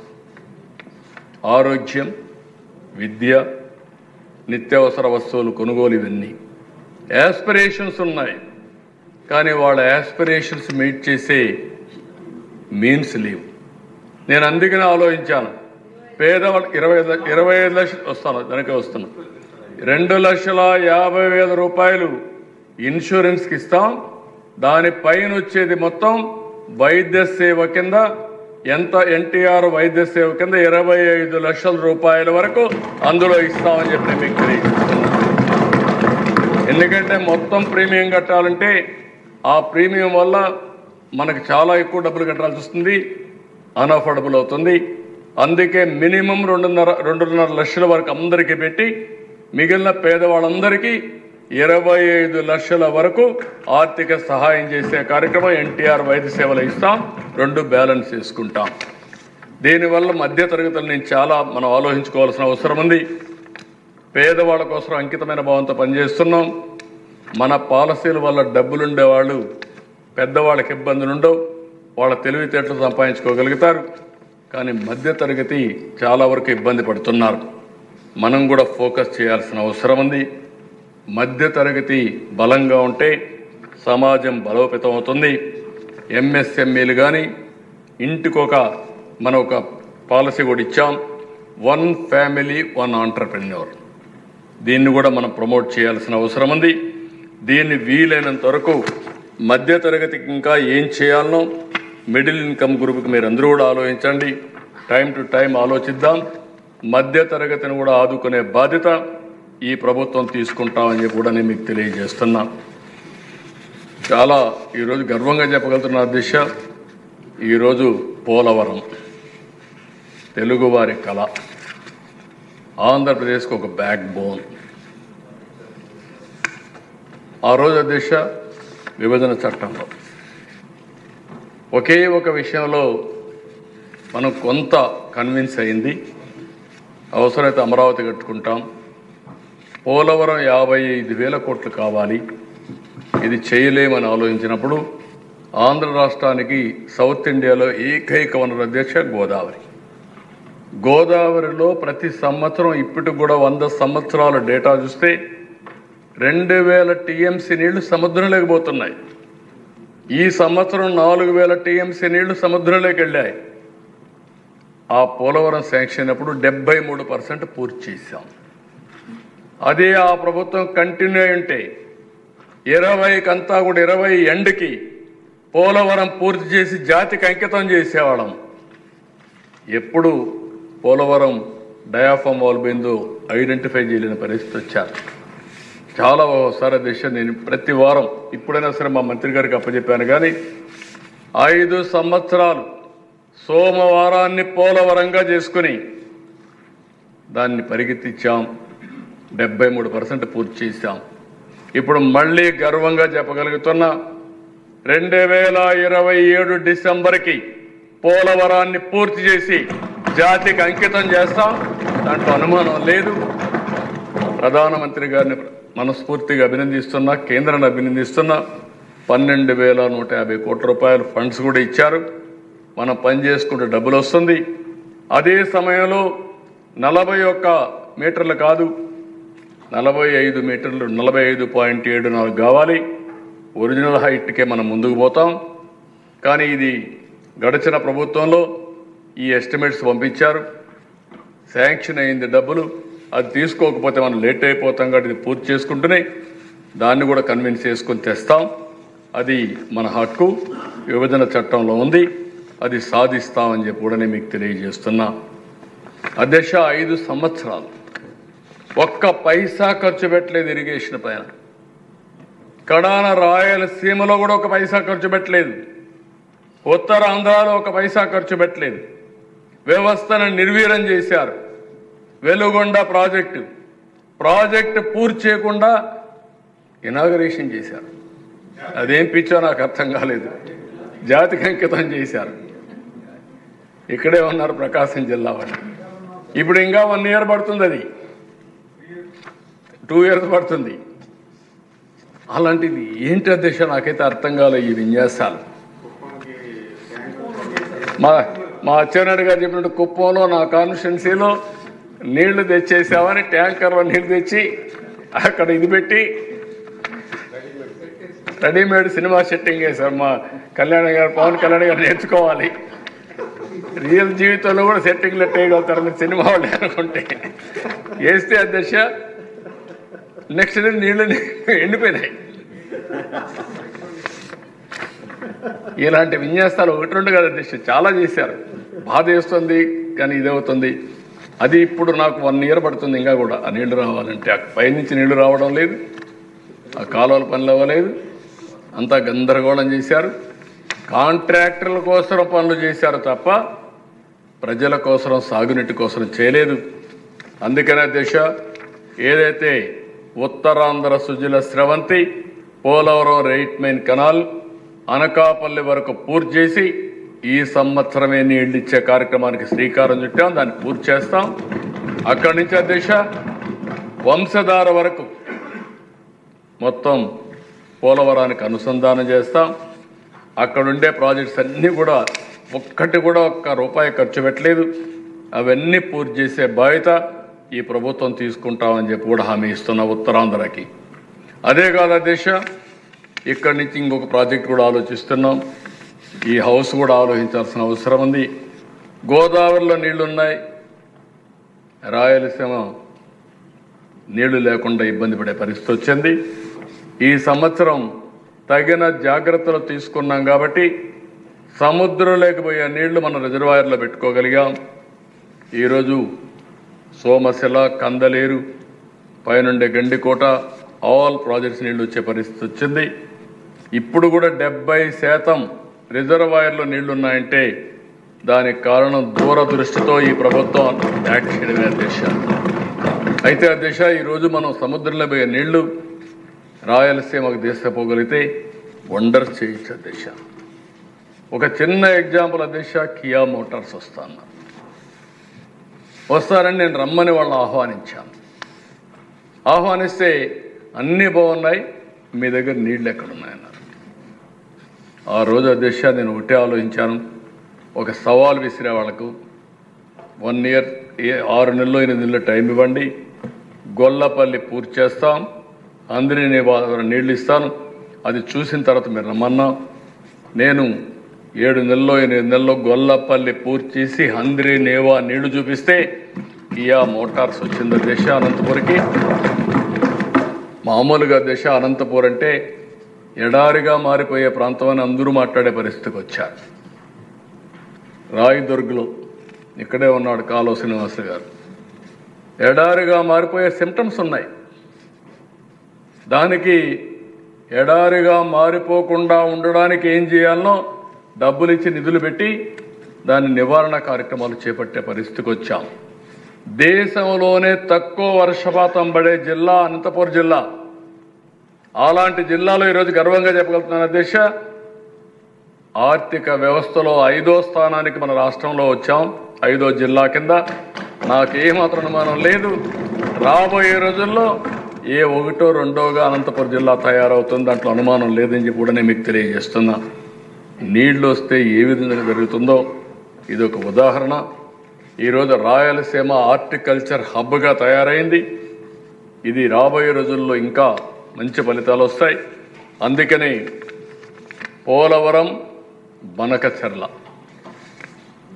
నదుల అనుసంధానంలో భాగంగా దీన్ని నేను ప్రపోజ్ చేస్తున్నా, ఆలోచిస్తున్నాం సీరియస్గా. 3 బిట్లుగా పోలవరం నుంచి ఇప్పుడుండే ఎగ్జిస్టింగ్ కెనాల్ కానీ అక్కడుండే తాటిపూడి ఇది కానీ ఇవన్నీ పూర్తి చేస్తే ఇక్కడ కృష్ణా నదికి వస్తాయి. కృష్ణా నుంచి Nagarjuna Sagar right main canal తీసుకెళ్తే అక్కడ బొల్లాపల్లి రిజర్వాయర్ కట్టుకునే పరిస్థితి వస్తుంది.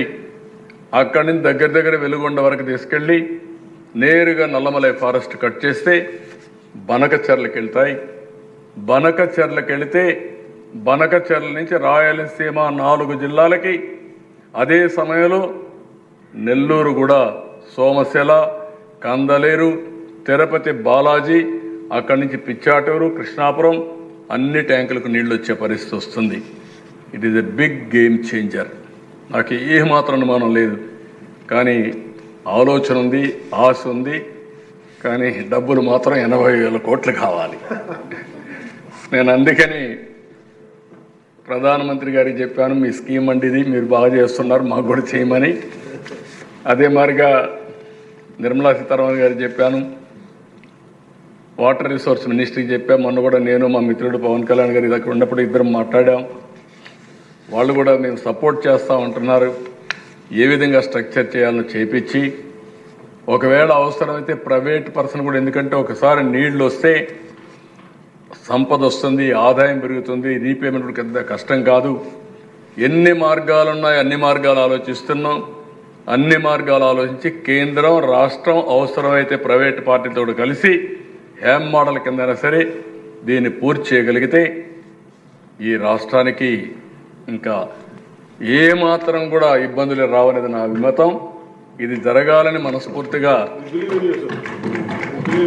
ఎట్టి పరిస్థితి చేయాలి. ఇది ఒక సంకల్పం. ఈ సంకల్పం జరగాలని మనస్ఫూర్తిగా కోరుకుంటున్నాను అధ్యక్ష. ఇది ప్రాక్టికల్గా కూడా అవుతుంది. ఇదైతే రాయలసీమకు కానీ ఉత్తరాంధ్రకు కానీ రాష్ట్రానికి కానీ వాటర్ సెక్యూరిటీ వస్తుంది. తాగడానికి నీళ్లు, జల్ జీవన్ మిషన్, అదే మరిగా ఇంకొక పక్కన అర్బన్ ఏరియాలో అమృత్.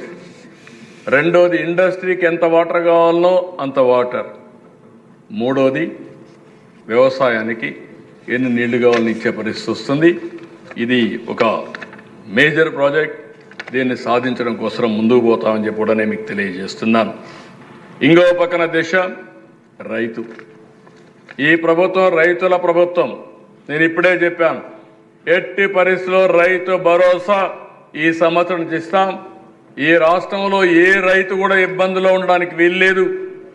5 సంవత్సరాల్లో వాళ్ళు ధాన్యం ఇస్తే డబ్బులు ఇవ్వకుండా వాళ్ళని ఇబ్బంది పెడితే ఈ ప్రభుత్వం వచ్చిన వెంటనే అధ్యక్ష దగ్గర 1660 కోట్ల రూపాయలు డ్యూస్ అని పే చేసి 7500 కోట్ల రూపాయలు పే చేశాం. 32 లక్షల మెట్రిక్ టన్నులు ప్రొక్యూర్ చేశాం. 24 గంటల్లో డబ్బులు ఇచ్చాం. ఇది ఇంతవరకు ఎప్పుడు జరగలేదు అధ్యక్ష. మళ్ళీ పాత సిస్టమ్ తీసుకొచ్చాం. ఏ రైతుకు కూడా మోసం జరగకుండా కూడా చేయడానికి ఈ విధానం తీసుకొస్తున్నాం. ఒక పక్కన అధ్యక్ష రైతులకు ఇది ఇస్తూనే ఆంధ్రప్రదేశ్ మొత్తం ఇక్కడ గోదావరి డెల్టా అక్వాకల్చర్ కట్టుబడి ఉన్నాం. మొన్న కూడా ఒక సదస్సు అయింది.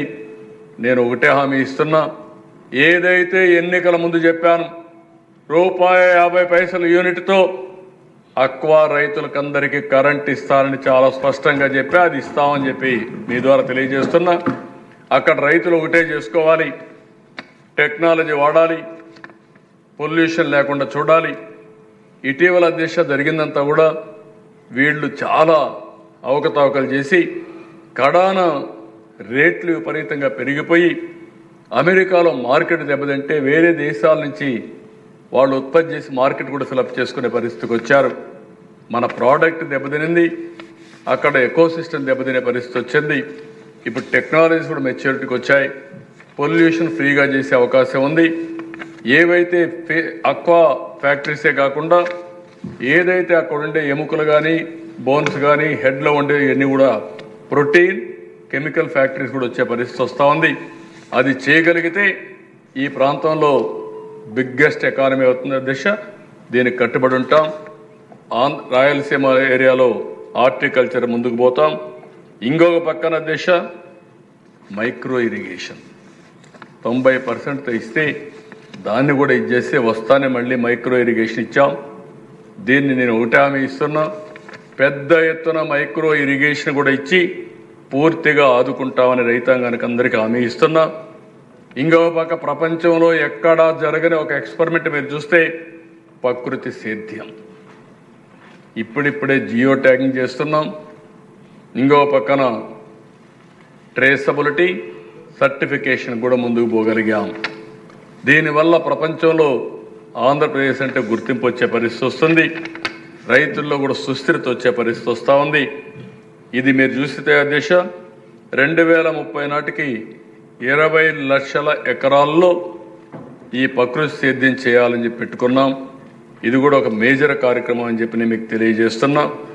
ఇది కాకుండా అధ్యక్ష ఈరోజు మిర్చి రైతులు ఇబ్బందుల్లో ఉన్నారు.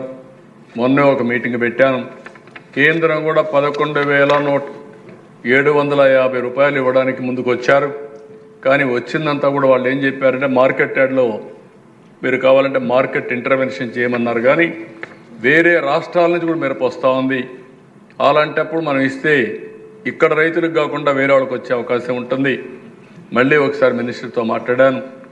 దీనికి ఏ విధంగా చేయాలి, ఏ రైతు నష్టపోయారు, ఏ రైతు మార్కెట్ తెచ్చాడు, ఇవన్నీ అనలైజ్ చేసి రైతు వారిగా పండించిన పంటకు ఏదైతే మనం అందరం కూడా ఇచ్చేసాం, ఏదైతే ఈ పంట ఉంది ఆ ఈ పంట ఆధారంగా చేసుకొని వాళ్ళకి ఏమైనా సబ్సిడీ ఇవ్వగలుగుతామని ఆలోచిస్తున్నాం. తొందరలోనే ఒక యాక్షన్ ప్లాన్ తయారు చేసి ఆ రైతును ఆదుకుంటామని చెప్పి కూడా నేను మీకు తెలియజేస్తున్నా. అనంతపురం జిల్లాలో, రాయలసీమ జిల్లాలో టొమాటో ఇబ్బంది వస్తే మార్కెట్ ఇంటర్వెన్షన్కి పోయాం. ఈ ప్రభుత్వ సంకల్పం అధ్యక్ష మార్కెట్ ఇంటర్వెన్షన్ స్కీమ్ ద్వారా ఏ రైతు నష్టపోకుండా కాపాడాలని ఏకైక సంకల్పంతో ముందుకు పోతున్నాం. భవిష్యత్తులో కూడా చేస్తాం, ఎంతైనా పర్వాలేదు. దానికి కూడా అధ్యక్ష ఇంకొక పక్కన ఈ రాష్ట్రంలో ఏ రైతులు కూడా డిప్రెషన్లో లేకుంటే నిస్సహాయ స్థితిలో ఎలాంటి అవాంఛనీయ సంఘటనలు చేసుకోవడానికి వీల్లేదు. అవసరమైతే వాళ్ళని ఆదుకుంటాం. ప్రాణాలు విలువ తెలిసిన ప్రభుత్వం ఈ ప్రభుత్వం. అందుకనే అధ్యక్ష ఒక 100 కోట్ల రూపాయలు అలాంటి రైతాంగానికి నిధి పెట్టి వాళ్ళతో మాట్లాడి వాళ్ళని ఏ విధంగా రివైవ్ చేయాలో చేయడానికి కూడా ముందుకు పోతున్నాం. ఈరోజు మనం చూస్తున్నాం చాలాసార్లు అధ్యక్ష మీరు చూస్తే ఒక ఇండస్ట్రీ సిక్ అయితే ఆ ఇండస్ట్రీని మనం రివైవ్ చేస్తున్నాం. అదే ఒక రైతు అతను తప్పు చేయకపోయినా కొన్ని కారణాల వల్ల దెబ్బతింటే ఆ రైతుని మనం రివైవ్ చేయలేకపోతున్నాం. తప్పకుండా రివైవ్ చేయడానికి ఏమేం చేయాలనో ఇటు ప్రభుత్వం, బ్యాంకర్లు నిధి కూడా కేటాయించి చేస్తామని చెప్పి కూడా నేను మీకు తెలియజేస్తున్నా. అదే మాదిరిగా మొత్తం టెక్నాలజీ తీసుకొస్తాం, వ్యవసాయ ఖర్చులు తగ్గిస్తాం, ఆధునీకరణ చేస్తాం, ఆదాయాన్ని పెంచుతాం, అవసరమైతే వాణిజ్య పంటలకు ప్రాధాన్యత ఇస్తాం. ప్రపంచం మొత్తం మీరు ఒకసారి చూస్తే అధ్యక్ష ఈరోజు రాను మన ఆహారపు అలవాట్లు మారుతున్నాయి. దానికి నేను గర్వంగా చెప్పగలుగుతున్నా. మోస్ట్ ప్రోగ్రెస్ ఫార్మర్, ప్రపంచంలోనే తెలివైన వాళ్ళు ప్రోగ్రెస్ ఫార్మర్ ఎవరంటే దానికి చిరునామాగా ఆంధ్రప్రదేశ్ రైతాంగం. ఎక్కడ నీళ్లుంటే అక్కడ పోయి వ్యవసాయం చేస్తారు. పంజాబ్, సిక్కుల తర్వాత వ్యవసాయం బాగా చేసే రైతాంగం మన రైతాంగం. అలాంటి రైతులను ఆదుకోవడానికి ఏమేం కావాలో ఎన్ని చేస్తామని చెప్పి కూడా నేను మీకు తెలియజేస్తున్నాను. ఇంకో పక్కన అధ్యక్ష ఈ పోర్ట్లు ఇవన్నీ మీరు చూశారు. ఒకప్పుడు నేషనల్ హైవే దిగి పక్కకు పోయే పరిస్థితి లేదు. అన్ని రోడ్లు గుంతలు పడిపోయినాయి. ప్రతిరోజు మాట్లాడే 5 సంవత్సరాలు, కానీ ఒక్కరోజు కూడా పట్టించుకున్న పాపాన పోలేదు. అన్ని రోడ్లు ఇబ్బంది పడితే ఈరోజు గర్వంగా చెప్పగలుగుతున్నాం. ఒక ప్రోగ్రామ్ ఇచ్చాం, పార్ట్ హోల్ ఫ్రీ రోడ్స్ చేయడం తెలుగుదేశం పార్టీ ఎన్డీఏ సిద్ధాంతం అని చెప్పి ఒక పిలిపించి 3 నెలల్లో 80% పూర్తి చేశాం. మార్చి లోపల గుంతలు లేని రోడ్లు తయారు చేసే బాధ్యత ఎన్డీఏ ప్రభుత్వం తీసుకుంటామని చెప్పి కూడా నేను మీకు తెలియజేస్తున్నాను. ఇది అయిన తర్వాత అధ్యక్ష అవి మెయింటైన్ చేయడం కూడా ఉంది. పవన్ కళ్యాణ్ గారు పంచాయతీరాజ్ రోడ్లే మాకు ఇబ్బంది, ఇక్కడ అన్ని రోడ్లు అయిపోతాయి. దగ్గర మీరు ఒకసారి చూస్తే నేషనల్ హైవేలో 55,000 కోట్లు ఖర్చు పెడుతున్నారు. 70,000 కోట్ల రూపాయలు రైల్వేలు ఖర్చు పెడుతున్నారు. R&Bలో ముందుకు పోతున్నాం. ఇంకో పక్కన మీరు చూస్తే ఏదైతే పోర్ట్లు ఉన్నాయో పోర్ట్లని PPPలో వెళ్ళిపోతున్నాం, ఎయిర్పోర్ట్లు వెళ్తున్నాం. కాబట్టి ఈ రాష్ట్రాన్ని ఒక మంచి లాజిస్టిక్స్ హబ్గా తయారు చేయాలని, అందులో కూడా తీర ప్రాంతం ఉంది. పోర్ట్లు వస్తే మ్యానుఫ్యాక్చరింగ్ హబ్గా తయారవుతుంది, ఉపాధి అవకాశాలు వస్తాయి. ఇలాంటి అన్ని వర్కౌట్ చేస్తున్నాం.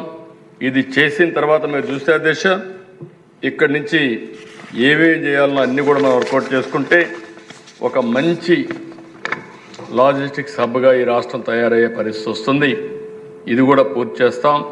ఈ సందర్భంగా విజయవాడ, విశాఖపట్నం మెట్రోస్ ఈ 2 కూడా మీరు చూస్తే దగ్గర విశాఖపట్నం మెట్రో 11,498 కోట్ల రూపాయలు, విజయవాడ మెట్రో 11,009 కోట్ల రూపాయలు. ఈ రెండు కూడా మనకు బైఫర్కేషన్ యాక్ట్లో ఉన్నాయి. రెండు కూడా డిపిఆర్స్ తయారైనాయి. వీలైనంత తొందరలో పని ప్రారంభించాలని ఆలోచిస్తున్నాం. ఈ రెండు కూడా స్టార్ట్ చేస్తాం. ఈ రెండు పూర్తి చేసే బాధ్యత ఎన్డీఏ ప్రభుత్వం తీసుకుంటామని చెప్పి కూడా నేను మీకు తెలియజేస్తున్నాను. ఇంకో పక్కన దిశ కరెంటు ఛార్జీలు పెంచమని చెప్పిన మాటకు కట్టుబడి ఉన్నాం. మొట్టమొదటిసారి లాస్ట్ 5 ఏళ్లలో 8 సార్లు పెంచారు.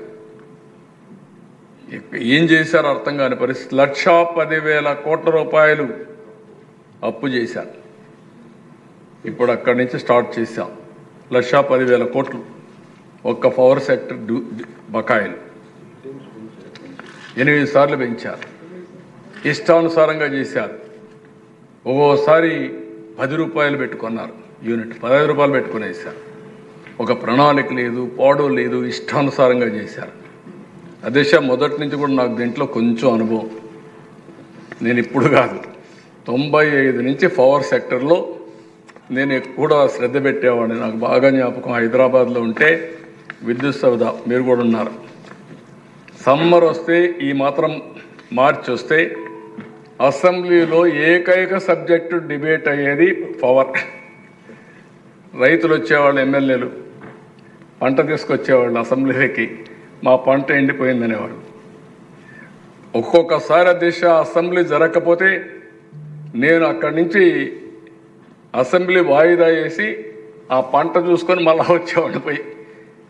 ఈరోజు గర్వంగా చెప్పగలుగుతున్నా, అలాంటి పరిస్థితి లేకుండా చేశామంటే అది పవర్ సెక్టర్లో వచ్చిన రిఫార్మ్సే కారణం. అధ్యక్ష, చాలామంది నన్ను అయితే బెదిరించారు.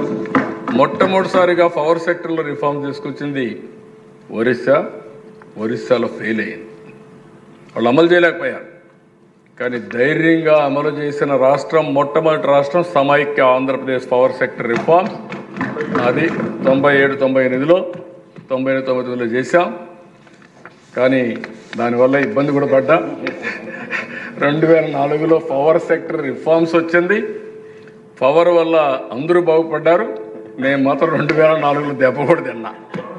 అందరూ చెప్పి పవర్ పోయింది, అధికారం పోయింది, పర్వాలేదు. కానీ దేశంలో మొట్టమొదటిసారిగా పవర్ సెక్టర్ రిఫార్మ్సే కాదు, రెగ్యులేటరీ కమిషన్ పెట్టినటువంటి ప్రభుత్వం భారతదేశంలో తెలుగుదేశం ప్రభుత్వం. అధ్యక్ష, ఆ రోజుట్లో that is the biggest achievement.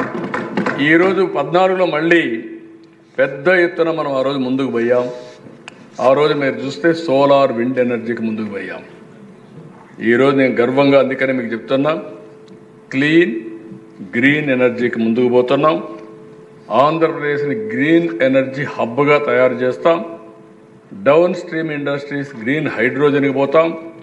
నేను ఇక్కడే మెంబర్స్కి అందరికీ చెప్తున్నా, మీరు కూడా వర్కౌట్ చేయండి. ప్రధానమంత్రి గారు ఇచ్చిన కార్యక్రమం ఉన్నది బెస్ట్ కార్యక్రమం సూర్యఘర్. సూర్యఘర్లో 3 కిలోవాట్లకి 78,000 రూపాయలు సబ్సిడీ ఇస్తారు. 2 కిలోవాట్లు అయితే 60,000 ఇస్తారు. దీనివల్ల ఇంకోటి నేను దానికి యాడ్ చేసి పేదవాళ్ళు ఎవరైతే ఉన్నారో ఎస్సీ ఎస్టీలకి 2 కిలోవాట్లు మీరు పెట్టించండి. దానికి ఇంకొక 50,000 అదనంగా అవుతుంది. ఆ 50,000 ఎలక్ట్రిసిటీ డిపార్ట్మెంట్ మేమే ఇస్తాం. ఒక్క పైసా ఖర్చు పెట్టకుండా ఎస్సీ ఎస్టీలు 20 లక్షల మందికి సూర్యగారి కింద ఇంటిపైనే కరెంట్ ఉత్పత్తి చేసుకునే సౌకర్యం ఇస్తాం. దీనివల్ల 2 కిలోవాట్లయితే 240 యూనిట్లు తయారు చేస్తారు. 100, 20, 100, 30 వాళ్ళు వాడుకొని మిగిలింది కానీ ఇస్తే ఒక యూనిట్కి ₹2.08 చొప్పున తిరిగి డబ్బులు పే చేస్తాం. అంటే ఈ ఒక్క కార్యక్రమంలో వాళ్ళు వాడుకునే దాన్ని బట్టి ₹250 సుమారు నెలకు వాళ్ళకి ఆదాయం సంపాదించుకునే కార్యక్రమానికి ఈ ప్రభుత్వం శ్రీకారం చుడుతున్నాం. అదే P4 నేను మాట్లాడింది. ఇంకొక పక్కన అందరూ కూడా మీరు మాట్లాడండి, 78,000 వరకు ఇస్తాం. మిగిలింది వాళ్ళు పెట్టుకుంటే వాళ్ళు పెట్టుకోమనండి. వాళ్ళు పెట్టుకోలేకపోతే మేమే లోన్ ఇస్తాం, పెట్టిస్తాం, కరెంటు బ్యాక్ తీసుకుంటాం. మిగిలింది ఒకవేళగా నా అప్పు తీరే వరకు వాళ్ళ దగ్గర నుంచి ఇంట్రెస్ట్ కానీ అప్పు కానీ అడ్జస్ట్ చేస్తాం. అది అప్పు అయిపోతే తిరిగి వాళ్ళకే వస్తుంది. అక్కడి నుంచి కరెంటు ఛార్జీలు కట్టే పరిస్థితి లేదు. ఇది one of the best programme. నేను అందరూ ఎమ్మెల్యేలు కోరుతున్నా, మీ నియోజకవర్గంలో ఎస్సీ ఎస్టీలకి సూర్యఘర్ అనేది ప్రాధాన్యత క్రమంలో మీరు చేయాల్సిందిగా మిమ్మల్ని కోరుతున్నా. ఎన్ని ఇండ్లలో చేయగలిగితే అన్ని ఇండ్లలో చేయమంటున్నా. వ్యవసాయానికి మీరు ఒప్పించగలిగితే రైతులందరికీ హామీ ఇస్తున్నా, ఒక్క పైసా ఖర్చు లేకుండా మీ పంప్ సెట్ కోసం కుసుమ్ కింద మీకు ఇచ్చే బాధ్యత మేము తీసుకుంటాం. ఒక పైసా మీరు ఖర్చు లేదు, ప్రభుత్వం ఇస్తాం. రెండోది, ఒకవేళ కానీ మిగిలిన కరెంట్ ఉంటే ఇంటికి కూడా వాడుకోవచ్చు, ట్రాక్టర్కి కూడా ఛార్జ్ చేసుకోవచ్చు. అంటే రాబోయే రోజుల్లో decentralisation of power generation, democratisation of power generation, ఎవరి పాటికి వాళ్ళు ఉత్పత్తి చేసుకునే కార్యక్రమాన్ని పెడుతున్నాం. ఇంకోటి గౌరవ శాసనసభ్యులు కోరుతున్నాం, ప్రభుత్వ కార్యాలయాలన్నింటిపైన పవర్ జనరేషన్ చేసే కార్యక్రమాన్ని పెట్టుకోండి.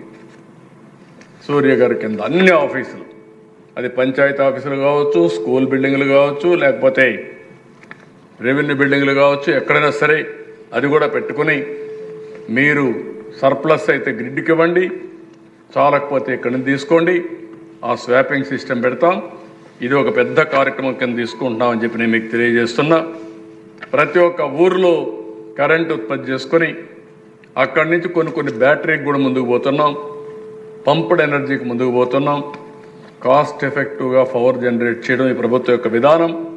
5 ఏళ్లలో అన్ని పర్మిట్ చేస్తే 100% ఆర్టీసీ బస్సులన్నీ కూడా ఎలక్ట్రికల్ బస్సులు చేసే కార్యక్రమానికి కూడా శ్రీకారం చుడుతున్నాం. పవర్ మనమే జనరేట్ వాళ్ళే జనరేట్ చేసుకుంటారు.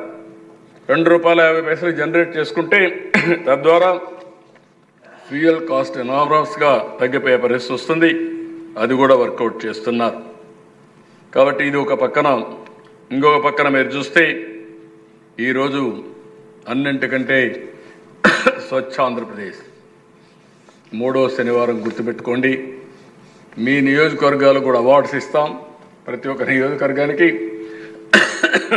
ఈరోజు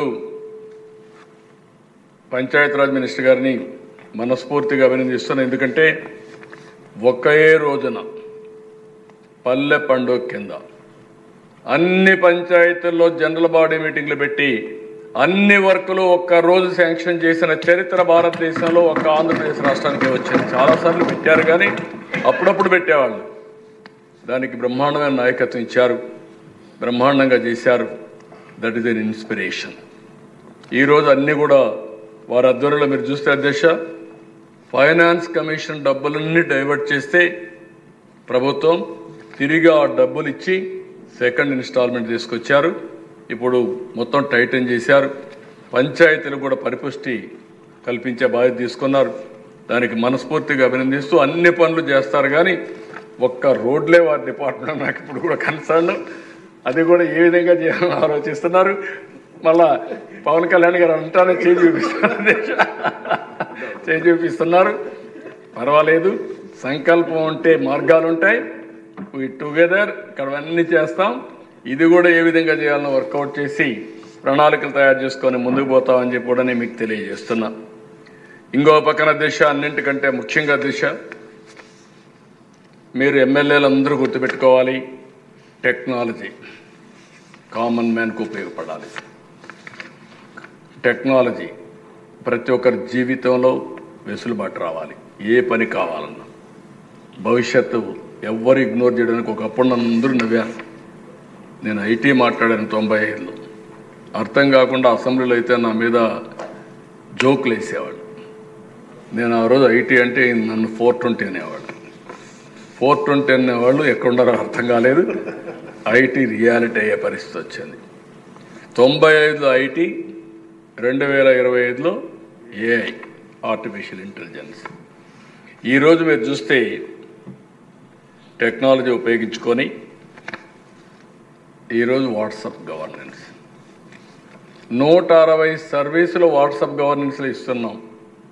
ఎన్టీ రామారావు గారు ఉన్నప్పుడు మొట్టమొదటిసారిగా అధికార వికేంద్రీకరణ మండల వ్యవస్థ తీసుకొచ్చారు. నేను మాట్లాడి ఏదైతే ఆ రోజు అడ్మినిస్ట్రేషన్ డీసెంట్రలైజేషన్ కింద విలేజ్కి వెళ్ళాం. ఈరోజు చేతిలోనే పరిపాలన ఉండే పరిస్థితి వచ్చింది. ఈరోజు ఒక వాట్సాప్ పెట్టుకుంటే ఏ పని కావాలన్నా చేసే పరిస్థితి వస్తూ ఉంది. మార్చి లోపల 500 సర్వీసులకు వెళ్తున్నాం. ఆ తర్వాత జూన్ లోపల వీలైతే 1 ఇయర్ లోపల 1000 సర్వీసుల్ని ఆన్లైన్లో వాట్సాప్లో ఇచ్చే బాధ్యత ఈ ప్రభుత్వం తీసుకుంటామని చెప్పి కూడా నేను తెలియజేస్తాను. ఏ పనున్నా వాట్సాప్లో పెట్టేస్తే ఆటోమేటిక్ సర్వీసెస్ వస్తాయి. మీరు కూడా మీ నియోజకవర్గంలో దీనికి శ్రద్ధ పెడితే ఒక మంచి జరుగుతుంది. ఇది కూడా మీరు వర్కౌట్ చేసుకోవాలి. రెండోది డ్రోన్స్ని ప్రమోట్ చేస్తున్నాం, సీసీటీవీ కెమెరాలు ప్రమోట్ చేస్తున్నాం, అదే మాదిరిగా సెటిలైట్ డేటా తీసుకుంటున్నాం. ఇంకో పక్క యాప్ల ద్వారా మీ సెల్ ఫోన్లో వచ్చే డేటా తీసుకుంటాం. ఇవన్నీ కూడా ఐఓటీస్ కానీ వేరబుల్స్ కానీ ఇవన్నీ ఇంటిగ్రేట్ చేసి బెటర్ ఫ్లెక్సిబిలిటీ ప్రజలకు ఇవ్వాలనుకుంటున్నాం.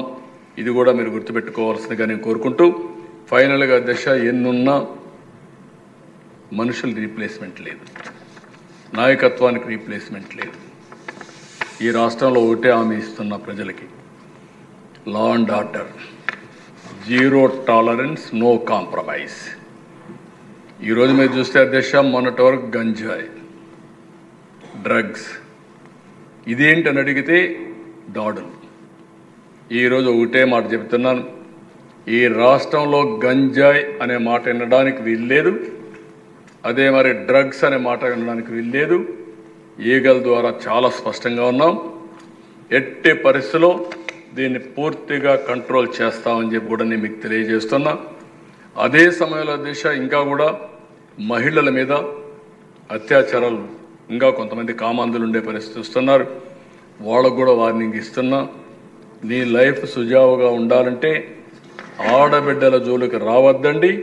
మీరు వస్తే అదే చివరి రోజుగా మీ జీవితంలో చేసే విధంగా ఈ ప్రభుత్వం యాక్ట్ చేస్తామని మరొక్కసారి ఈ సభ ద్వారా హెచ్చరిస్తున్నాను. ఎవడైనా సరే దాన్ని ఎక్కడికక్కడ పగడ్బందీగా ఆలోచిస్తున్నాం, అవి చేస్తామని చెప్పి కూడా నేను మీకు తెలియజేసుకుంటూ, ఇంకో పక్క సోషల్ మీడియా చాలా దారుణం దశ. ఇది ప్రతి ఒక్కడు సోషల్ మీడియా పెట్టుకొని క్యారెక్టర్ అసాసినేషన్, ఇష్టం వచ్చేట్టు మాట్లాడేస్తున్నారు, ఇష్టం వచ్చేట్టు చేస్తున్నారు. ఇప్పటికే ఈవెన్ హైకోర్టు జడ్జెస్ పైన కూడా సోషల్ మీడియాలో పెట్టేసే పరిస్థితికి వచ్చారు. ఇంకా చిన్న పెన్న ఇది లేదు, అదే మరి ఆడబిడ్డలంటే గౌరవం లేదు, ఇష్టానుసారంగా వచ్చే పరిస్థితి వచ్చారు. దీనిపైన కూడా శ్రద్ధ పెడతాం. మహిళల ఆత్మగౌరవం దెబ్బతినకుండా, రాజకీయ నాయకులు కూడా రాజకీయాల్లోకి వచ్చేది ఆత్మగౌరవంగా రాజకీయం చేయడానికి వస్తాం తప్ప ఇష్టానుసారంగా వీళ్ళు ఇష్ట ప్రకారం చేయడానికి కాదు. ఇది డెఫినెట్గా దీన్ని కంట్రోల్ చేస్తామని చెప్పి నేను మీకు తెలియజేస్తున్నా. అలాంటి వాళ్ళు ఉంటే ఈ రాష్ట్రంలో గౌరవప్రదంగా మీరు ఉండాలంటే మీరు అలాంటి పోకడలు వదిలిపెట్టమని చెప్పి హెచ్చరిస్తున్నా. 5 ఏళ్ళు అధ్యక్ష ల్యాండ్ మాఫియా మొత్తం రికార్డ్స్ అన్నీ అతలాకుతలం చేశారు, తారుమారు చేశారు. నా జీవితంలో నేను ఫస్ట్ రెవెన్యూ మినిస్టర్గా కూడా పనిచేశాను 94లో, ఎప్పుడూ చూడలేదు.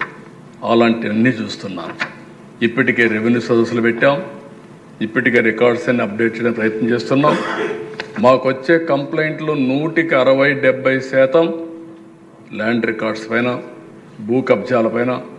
ఇప్పుడే మిత్రులు చెప్పినట్టు కడాన దిశ వీళ్ళకి ఎంత భయం లేకుండా పోయిందంటే రాజకీయ నాయకులు అటవీ భూముల్ని కబ్జా చేసే పరిస్థితికి వచ్చారు.